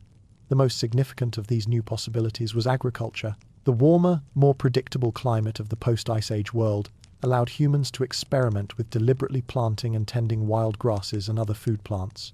This wasn't a sudden invention, it was a gradual process of learning that unfolded over thousands of years. as people discovered that they could influence the growth of plants that they had previously only gathered from wild populations. Agriculture changed everything. It allowed humans to live in permanent settlements, to support larger populations, to develop specialized crafts and trades that weren't directly related to food production. It was the foundation for the development of cities, writing, art, science, and all the other complex cultural innovations that we think of as civilization. Every city that exists today sits on land that was revealed by retreating ice or made habitable by the climate changes that followed the Ice Age. Every farm grows crops that are descended from wild plants that first adapted to post-Ice Age conditions. Every garden exists because the ice went away and stayed away long enough for humans to learn this new relationship with the plant world. The retreat of ice also reconnected ecosystems that had been separated for tens of thousands of years. Land bridges that had been buried under ice were revealed, allowing plants and animals to migrate between regions that had been isolated during the Ice Age. This led to new mixtures of species, new ecological relationships, new evolutionary opportunities, as organisms that had been separated for millennia suddenly found themselves sharing the same landscapes again. But perhaps the most remarkable thing about the ice retreat was its timing. The warming happened fast enough to create dramatic changes within human lifetimes. Fast enough that people could watch their world transform before their eyes, but slowly enough that ecosystems and human cultures had time to adapt. It was a pace of change that allowed both biological and cultural evolution to keep up with environmental transformation. The meltwater from retreating ice sheets also fundamentally changed the ocean. As billions of tons of fresh water poured into the seas, ocean levels rose by hundreds of feet, creating the coastlines we know today. This wasn't just a matter of more water. The influx of fresh meltwater changed ocean circulation patterns, affected global weather systems, and even influenced the chemistry of seawater itself. The end of the Ice Age created the world we live in, not just its physical geography, but its biological richness, its climatic stability, its agricultural potential, its capacity to support large human populations and complex civilizations. Every breath you take, every meal you eat, every landscape you see has been shaped by that ancient retreat of ice and the warming world it left behind. We are the children of melting glaciers, the inheritors of a world carved by ice and revealed by warmth. And here we are, 10,000 years later, living in what climate scientists call the Holocene, a word that means entirely recent, but which might be better translated as Earth's gift to humanity. We are living in an interglacial period, a warm interval between ice ages, a climatic grace period that has lasted just long enough for our species to invent agriculture, build civilizations, develop science, and create the complex, interconnected world we know today. The Holocene has been remarkable for its stability. For 10,000 years, nearly 500 human generations, Earth's climate has remained relatively steady, with temperatures varying only slightly around a comfortable average. There have been no continental ice sheets advancing from the poles, no dramatic sea level changes, no massive reorganizations of atmospheric circulation. It's been like living in a planetary sweet spot, a climate that is neither too hot nor too cold, neither too wet nor too dry, but just right for the flourishing of human civilization. This stability is actually unusual in Earth's recent history. If you look at ice core records from the previous ice age, you see evidence of dramatic climate swings that happened over periods of just decades. Sudden warming events followed by equally sudden cooling, chaotic fluctuations that would have made agriculture impossible and civilization unthinkable. The Holocene, by contrast, has been a period of unprecedented climatic calm, a 10,000-year stretch of predictable seasons and reliable weather patterns. Everything we think of as normal about our world, the coastlines where our cities are built, the rainfall patterns that support our agriculture, the seasonal cycles that govern our food production, the ice-free shipping lanes that connect our global economy. All of this exists because we happen to live during this brief warm intermission in Earth's ongoing ice age cycle. But here's the thing that climate scientists want us to understand. We are still technically in an ice age. The Holocene is not the end of the ice age, it's just a temporary warm break. There are still massive ice sheets covering Antarctica and Greenland.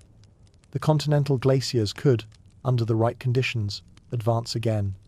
The orbital cycles that have driven ice ages for millions of years are still operating, still slowly shifting the patterns of sunlight that reach different parts of Earth at different times of year. Under natural conditions, our warm interglacial period would eventually end.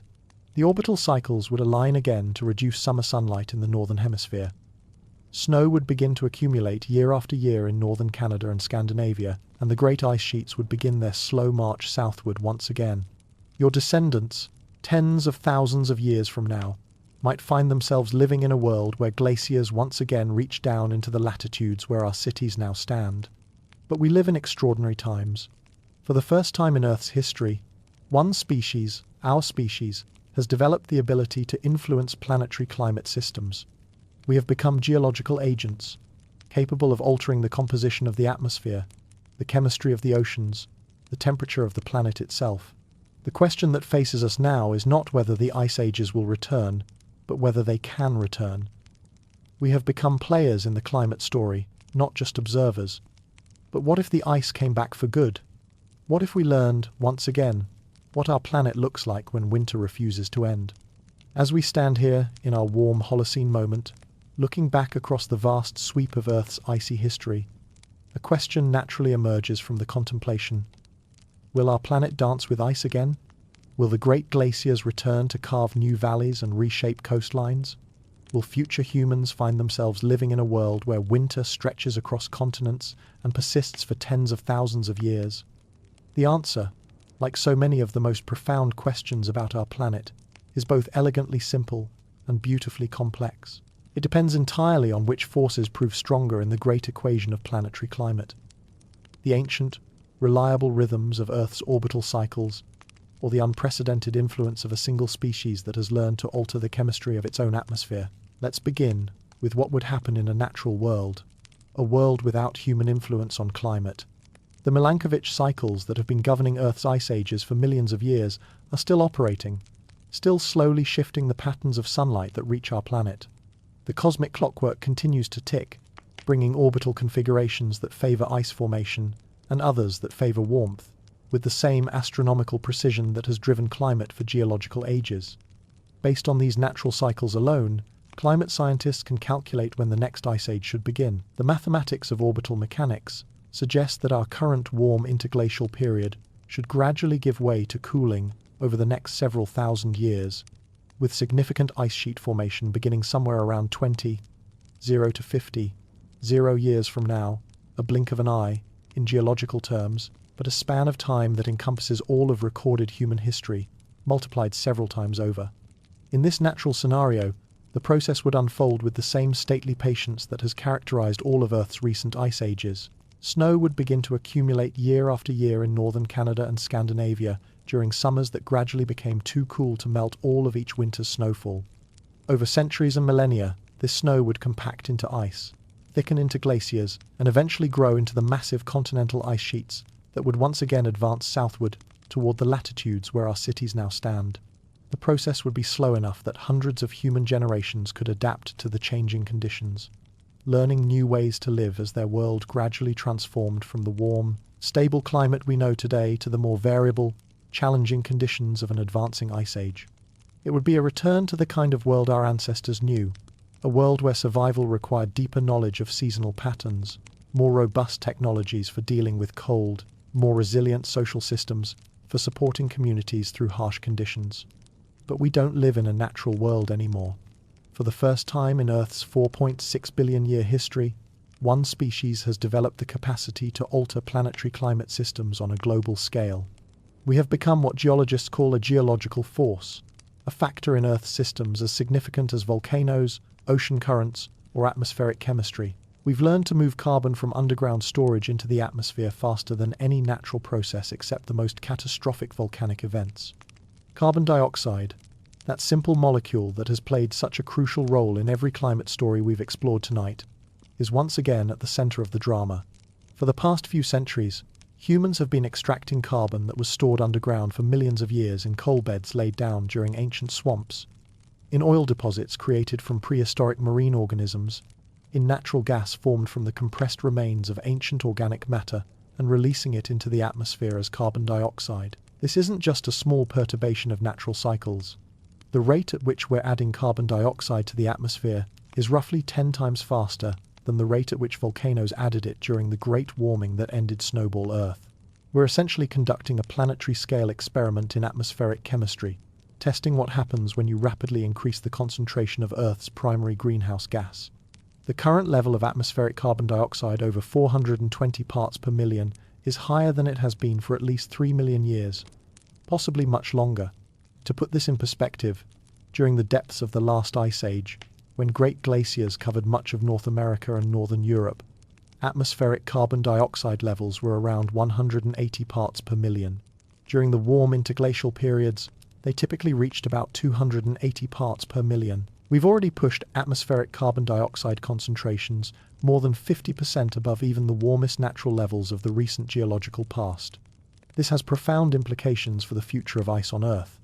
Carbon dioxide is a greenhouse gas, meaning it traps heat in the atmosphere and warms the planet. The relationship between carbon dioxide concentration and global temperature isn't linear. It follows a logarithmic curve, where each additional increment of carbon dioxide has a smaller warming effect than the previous increment, but the effect is cumulative and long-lasting. Carbon dioxide molecules can remain in the atmosphere for hundreds to thousands of years before natural processes remove them. Climate models, sophisticated computer simulations that attempt to capture the complex interactions between atmosphere, oceans, ice sheets, and land surfaces suggest that the current level of atmospheric carbon dioxide may be sufficient to prevent the formation of large ice sheets for hundreds of thousands of years. Some models suggest that if carbon dioxide levels continue to rise, the next natural ice age might be postponed for as long as 500,000 years. This represents an unprecedented intervention in Earth's natural climate cycles. We have essentially broken the ice age clock, at least temporarily. The orbital cycles that have governed Earth's climate for millions of years are still operating, but their cooling effects are being overwhelmed by the warming effects of increased atmospheric greenhouse gases. But the story doesn't end there, because climate systems are complex, and they're full of surprises. One of the most important lessons from studying Earth's climate history is that stable-seeming systems can sometimes change very rapidly when they reach certain thresholds or tipping points. The same feedback loops that amplified cooling during ice ages can also amplify warming during warm periods. For example, as Earth warms, Arctic sea ice melts, exposing darker ocean water that absorbs more solar energy than reflective white ice. This can accelerate warming in the Arctic, which can melt more sea ice, which can expose more dark water, and so on. Similarly, as permafrost permanently frozen ground in northern regions begins to thaw due to warming, it releases stored carbon dioxide and methane into the atmosphere, which can accelerate warming, which can thaw more permafrost. These feedback loops work in both directions. If Earth's climate system were somehow pushed back toward ice age conditions, the same amplifying effects would work to accelerate cooling. Ice formation would increase the planet's reflectivity, which would cool temperatures, which would allow more ice to form. It's like a climate seesaw that tends to amplify whatever direction it's already moving. The philosophical implications of our new role as climate influencers are staggering. For millions of years, Earth's climate has been governed by forces completely beyond the control of any living thing: orbital mechanics, solar output, volcanic activity, the slow dance of continental drift. Now, for the first time, one species has become powerful enough to rival these geological forces in its impact on planetary climate. We've become players in the climate story, not just observers. We're writing new chapters in Earth's climate history, chapters that couldn't have been written by any previous generation of any species. This is both an extraordinary responsibility and an unprecedented opportunity to consciously participate in shaping our planet's future.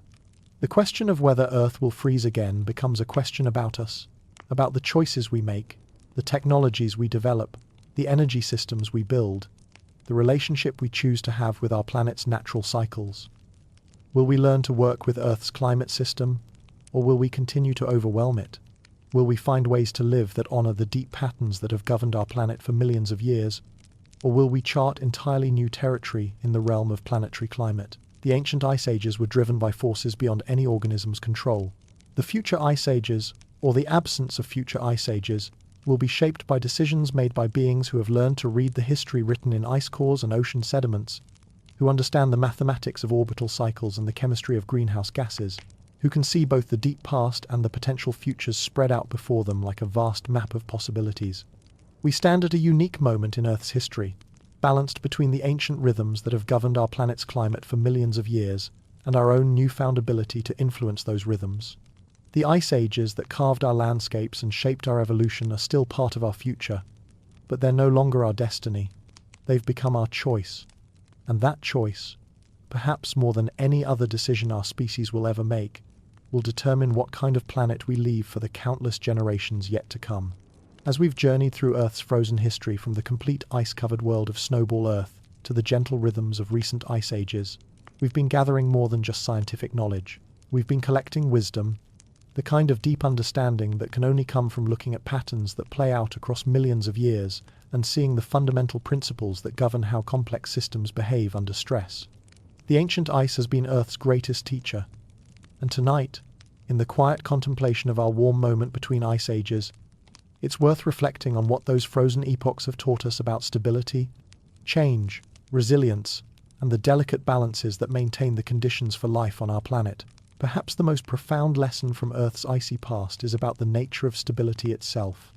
Our modern world feels stable. We have predictable seasons, reliable weather patterns, coastlines that stay put, ice caps that remain at the poles where we expect them to be. But Earth's history reveals that this apparent stability is actually quite rare and precious. Most of Earth's climate history has been characterized by periods of dramatic change, punctuated by relatively brief intervals of stability. The story of Snowball Earth teaches us that even the most stable-seeming systems can reach tipping points where they rapidly transition to completely different states. For millions of years, Earth maintained a warm, tropical climate that seemed as permanent and reliable as sunrise itself. Then, gradually, and then suddenly, feedback loops took hold that transformed the entire planet into a world of ice. The transition from greenhouse to icehouse wasn't a gentle slide, it was a dramatic phase change, like water suddenly freezing into ice. This reveals something crucial about complex systems. They often have multiple stable states, and transitions between these states can happen much faster than the gradual changes that lead up to them. Earth's climate system is like a ball rolling around in a landscape of hills and valleys. Most of the time it sits in one valley, stable climate state, but if it gets pushed hard enough to roll over a ridge, it can suddenly find itself rushing downhill toward a completely different valley, different stable state. The power of feedback loops is written throughout Earth's icy history. During Snowball Earth, the ice albedo feedback loop created a runaway cooling effect, where ice formation led to more cooling, which led to more ice formation, which led to more cooling, until the entire planet was frozen. During the Great Thaw, the opposite feedback loops took hold. Warming led to ice melting, which led to more warming, which led to more ice melting. These feedback loops teach us that small changes can have enormous consequences if they trigger amplifying cycles. A few degrees of cooling can initiate ice formation that leads to much more cooling. A small increase in greenhouse gases can trigger changes that lead to much larger increases in temperature. Understanding feedback loops is crucial for understanding how any complex system, whether it's Earth's climate, an ecosystem, or even human societies, responds to change. But perhaps the most hopeful lesson from Earth's frozen past is about the incredible persistence and adaptability of life itself. No matter how extreme the conditions became, no matter how complete the freeze or how dramatic the thaw, life found ways to survive, adapt, and eventually flourish again. The bacterial communities that endured Snowball Earth by clustering around hydrothermal vents, the organisms that learned to enter dormancy for millions of years, the species that emerged from the thaw with new evolutionary innovations. All of these represent life's fundamental optimism, its deep assumption that conditions will eventually improve. This biological resilience wasn't just about individual organisms surviving harsh conditions. It was about life as a planetary phenomenon, learning to work with change rather than just enduring it. The freeze-thaw cycles taught life new tricks: how to survive in extreme cold, how to metabolize unusual chemicals, how to form cooperative relationships, how to maintain genetic diversity through population bottlenecks. Every crisis became a classroom where life learned skills it didn't know it needed. The recent ice ages teach us similar lessons about adaptability and resilience, but on timescales that are more relevant to human experience. Our ancestors lived through dramatic climate changes that transformed their entire world, and they not only survived but developed technologies, cultures, and social systems that became the foundation for everything we consider civilized today. They learned to read landscape and weather with extraordinary skill, to develop technologies that worked reliably in harsh conditions, to maintain social bonds that could support communities through decades of difficult seasons. These Ice Age humans also teach us about the relationship between constraint and creativity. The harsh conditions of Ice Age life drove innovations in tool making, clothing, shelter construction, food preservation, and social organization that might never have been developed under easier conditions. Crisis became opportunity. Necessity became the mother of invention on a scale that shaped our entire species. The geological lessons are equally profound. Earth's icy past reveals that our planet is neither fragile nor invulnerable. It's resilient in ways that operate on timescales much longer than human lives, but it's also capable of dramatic changes that can happen within human lifetimes. The ice cores and ocean sediments tell stories of sudden warming events and rapid cooling episodes that transformed regional climates in just decades. This teaches us humility about our ability to predict exactly how Earth's systems will respond to the changes we're making. The climate system has surprised scientists many times by changing faster than expected, or in ways that weren't anticipated by even the most sophisticated models. Complex systems are inherently somewhat unpredictable, especially when they're being pushed into conditions that have no close analogies in their past. But the ancient ice also teaches us about the power of small, persistent changes. The volcanic carbon dioxide that eventually ended snowball Earth accumulated molecule by molecule, eruption by eruption, over hundreds of thousands of years. The orbital cycles that drive ice ages work through tiny changes in the distribution of sunlight that accumulate over millennia. Many of the most profound changes in Earth's history were the result of small influences acting consistently over very long periods of time. This suggests that our current influence on Earth's climate, while rapid by geological standards, is part of a long tradition of small forces having large effects when they persist long enough. The difference is that we're the first force in Earth's history that can consciously choose whether to persist in changing the system or to change our own behavior. Perhaps most importantly, Earth's icy history teaches us that change and stability are not opposites. They're partners in a complex dance. The ice ages that seemed so disruptive were actually part of a larger stable pattern that has characterized Earth's climate for millions of years. The dramatic transitions between ice and warmth were the mechanisms by which Earth's climate system maintained its overall stability over geological time. This suggests that learning to live with change rather than trying to prevent all change might be the most important skill for navigating an uncertain future. Earth's history is a masterclass in adaptation, resilience, and the art of working with change rather than against it. The ancient ice whispers to us across geological time, with a message that is both sobering and hopeful. Systems change, sometimes dramatically and sometimes suddenly, but life finds ways to persist, adapt, and eventually flourish in whatever conditions emerge. The key is not to prevent all change, but to develop the wisdom, flexibility, and resilience to work creatively with whatever changes come.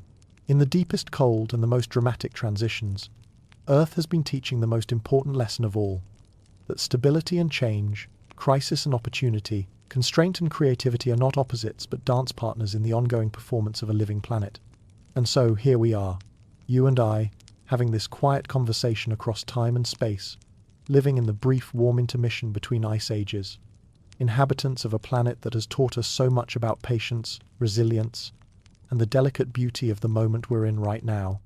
As we near the end of our journey through Earth's frozen history, it's worth pausing to consider what it means to live with the knowledge we've gathered tonight. How do we hold both wonder and responsibility in our hearts? How do we find hope in the face of uncertainty? How do we live meaningfully in our brief warm moment while honoring the deep patterns that have shaped our planet for millions of years? The first gift that Earth's icy history offers us is perspective, the kind of deep time perspective that can be both humbling and liberating. When we realize that our entire civilization, all of recorded human history, every city ever built and every story ever told, has unfolded during a climatic grace period that represents just a tiny fraction of Earth's story, it puts our daily concerns in a different light. This doesn't make our lives less meaningful, quite the opposite. It makes them more precious because they're more rare. We are living during an extraordinary moment in planetary history, a brief warm window that has allowed our species to develop agriculture, build civilizations, create art and science and literature, and contemplate the very cosmos that contains us. Every day of stable climate, every harvest that succeeds, every generation that doesn't have to migrate because glaciers are advancing. These are gifts made possible by the specific orbital configuration our planet happens to be passing through right now. But deep time perspective also teaches us about our responsibilities. We are not just beneficiaries of Earth's current climate stability, we have become active participants in shaping what comes next. The choices we make about energy, about land use, about how we organize our societies and economies, are now geological forces. Our decisions are being written into ice cores and ocean sediments, recorded in tree rings and coral reefs, preserved in the geological record for future scientists to read millions of years from now. This is both an overwhelming responsibility and an extraordinary privilege. We are the first generation of any species in Earth's history to be able to consciously participate in planetary-scale processes. We can read the lessons written in ancient ice and apply them to current decisions. We can see the deep patterns that have governed our planet's climate and choose whether to work with them or against them. The Ice Ages teach us about the importance of thinking in terms of systems, rather than isolated events. Every action ripples through networks of cause and effect that connect local choices to global consequences. The carbon dioxide molecule released by burning fossil fuels today will influence atmospheric chemistry for centuries. The forest preserved today will influence regional climate patterns for generations. The technology developed today will shape how future humans adapt to whatever climate changes come. But perhaps most importantly, Earth's icy history teaches us about the power of life itself to adapt, persist, and eventually flourish, no matter what conditions emerge. The same creativity and resilience that allowed bacteria to survive snowball Earth, that enabled our ancestors to thrive during ice ages, that has carried life through every crisis in Earth's history, that same life force flows through us today. We are not separate from the biological systems that have been learning and adapting for billions of years. We are part of that learning, part of that adaptation. The same DNA repair mechanisms that allowed microorganisms to survive extreme conditions are operating in our cells right now. The same capacity for cooperation that enabled bacterial communities to thrive around hydrothermal vents allows human communities to work together on challenges that no individual could solve alone. The ancient ice also teaches us about the value of patience and long-term thinking. The organisms that survived snowball Earth didn't rush to solve their problems. They settled in for the long haul, conserving energy, maintaining essential functions, and waiting for conditions to improve. The humans who lived through ice ages learned to think in terms of seasons and years and generations, planning ahead for changes they might not live to see, but that their children and grandchildren would need to navigate. In our current moment of rapid change, there's profound wisdom in learning to think like these long-term survivors. Some of the most important work we can do is not dramatic or immediate. It's the patient work of building resilient systems, preserving knowledge, maintaining the biological and cultural diversity that provides options for whatever future emerges. This doesn't mean being passive or fatalistic. The Ice Ages also teach us about the power of small, persistent efforts to create large changes over time. The volcanic carbon dioxide that ended snowball Earth accumulated slowly but inexorably until it tipped the balance of the entire climate system. Similarly, our individual choices about how to live, work, and relate to the natural world may seem small, but they accumulate into cultural and economic forces that can redirect the trajectory of entire civilizations. Living between ice ages means embracing both humility and agency. Humility about our place in deep time and our ability to control complex systems, but also agency in recognizing that our choices matter enormously for the future trajectory of our planet's climate and biological systems. It means cultivating what we might call geological hope, the kind of hope that operates on longer timescales than individual human lives, the hope that is grounded in life's demonstrated ability to survive, adapt, and create beauty even in the most challenging conditions. This is not naive optimism that everything will work out without effort, but rather a mature hope based on understanding that complex systems have enormous creative potential when they're stressed, and that crisis often becomes the catalyst for innovations that wouldn't have been possible under stable conditions. Perhaps most importantly, living between ice ages means learning to find meaning and beauty in the present moment, while also holding awareness of the larger story we're part of. The same orbital mechanics that will eventually bring new ice ages are currently giving us this extraordinary gift of climate stability. The same atmospheric chemistry that has driven dramatic changes in Earth's past is currently providing the greenhouse effect that keeps our planet warm enough for liquid water and complex life. Every sunset we watch is illuminated by the same star that has been driving Earth's climate cycles for billions of years. Every breath we take connects us to the atmospheric chemistry that bacteria began creating billions of years ago, and that plants and animals have been modifying ever since. Every landscape we see has been shaped by the advance and retreat of ice over millions of years. We are not observers of Earth's story, we are characters in it, with the unprecedented ability to read the earlier chapters and influence how the next chapters unfold. As we drift towards sleep tonight, let's carry these ancient stories with us. Let them settle into our dreams like snowflakes accumulating slowly into something larger than themselves. In the quiet moments before sleep, we can hold the perspective of deep time, seeing our warm moment as both precious and temporary, recognizing our role as both inheritors of an extraordinary planetary heritage and ancestors to generations who will face whatever changes come next. We are living between ice ages, in the brief warmth that makes our existence possible, and that itself is a kind of miracle worth contemplating as we close our eyes and rest. And so we return, you and I, from our long journey through Earth's frozen history, drifting back through millions of years like travelers returning home from the most distant lands imaginable. We've walked alongside ice sheets that covered continents, witnessed the patient retreat of glaciers that carved the valleys where our cities now rest, and listened to the whispered conversations of bacteria surviving in conditions that seem to forbid life itself. But now, in this quiet moment, perhaps late at night wherever you are in the world, we find ourselves back in the present, back in this extraordinary warm interlude that has made your existence possible. Feel the temperature of the air around you right now. Notice how comfortable it is, how breathable, how perfectly suited to supporting the complex biological processes that keep you alive.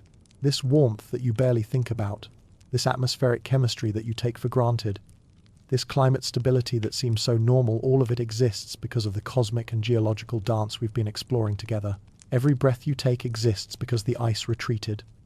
The oxygen molecules filling your lungs right now were first created by ancient bacteria during Earth's earliest warm periods, then preserved through ice ages by the patient dormancy of organisms that waited millions of years for conditions to improve. The carbon dioxide you exhale is part of the same atmospheric cycling that ended snowball Earth, that drives the greenhouse effect, that connects your metabolism to the vast planetary systems we've been contemplating. The room where you're listening to this story, the building that shelters you, the landscape visible outside your window, all of it sits on ground that was shaped by the advance and retreat of ice. If you live in northern latitudes, glaciers directly carved the topography around you, grinding down mountains and excavating the basins that became lakes. If you live farther south, the climate that supports your local ecosystem was still shaped by the global effects of distant ice sheets. The very fact that you can listen to this story, that human civilization developed the technologies to record and share knowledge across time and space, that we built the scientific instruments to read the climate history written in ice cores and ocean sediments, all of this was made possible by the unprecedented climate stability of the Holocene, our warm interglacial home. Think about what a miracle this moment is. For most of Earth's history, the planet has been either much colder or hotter than it is now. The climate we inhabit just right for complex life and civilization is a rare and fragile balance in the vast timeline of planetary change. Even more extraordinary is your capacity to understand this. You are a temporary arrangement of atoms capable of consciousness, imagination, and awe. The same evolutionary forces that helped life survive past ice ages also created brains capable of contemplating deep time and cosmic origins. Tonight, as you've listened to this story, you've exercised abilities shaped by billions of years of biological innovation. Your mind, born of stardust and survival, allows you to look back into ancient climates and forward into future possibilities. You are not separate from the story of ice and fire. You are the story, made of earth and history, able to witness, reflect, and respond. Our planet has been experimenting with climate and habitability for 4.6 billion years, learning how to balance atmosphere, oceans, and temperature to support life. Each ice age, each warm spell, has taught Earth new lessons about resilience, feedback loops, and the art of adaptation. Stability, in planetary terms, does not mean stillness. It means resilience, the ability to sustain life through constant change. Ice ages are not interruptions, but essential components of Earth's regulatory system. They are how the planet maintains its delicate balance. We are the children of these cycles. Our bodies, our civilizations, even our food systems are shaped by glacial legacies. Climate change, whether natural or human-driven, is not a break from Earth's story, it's the next chapter.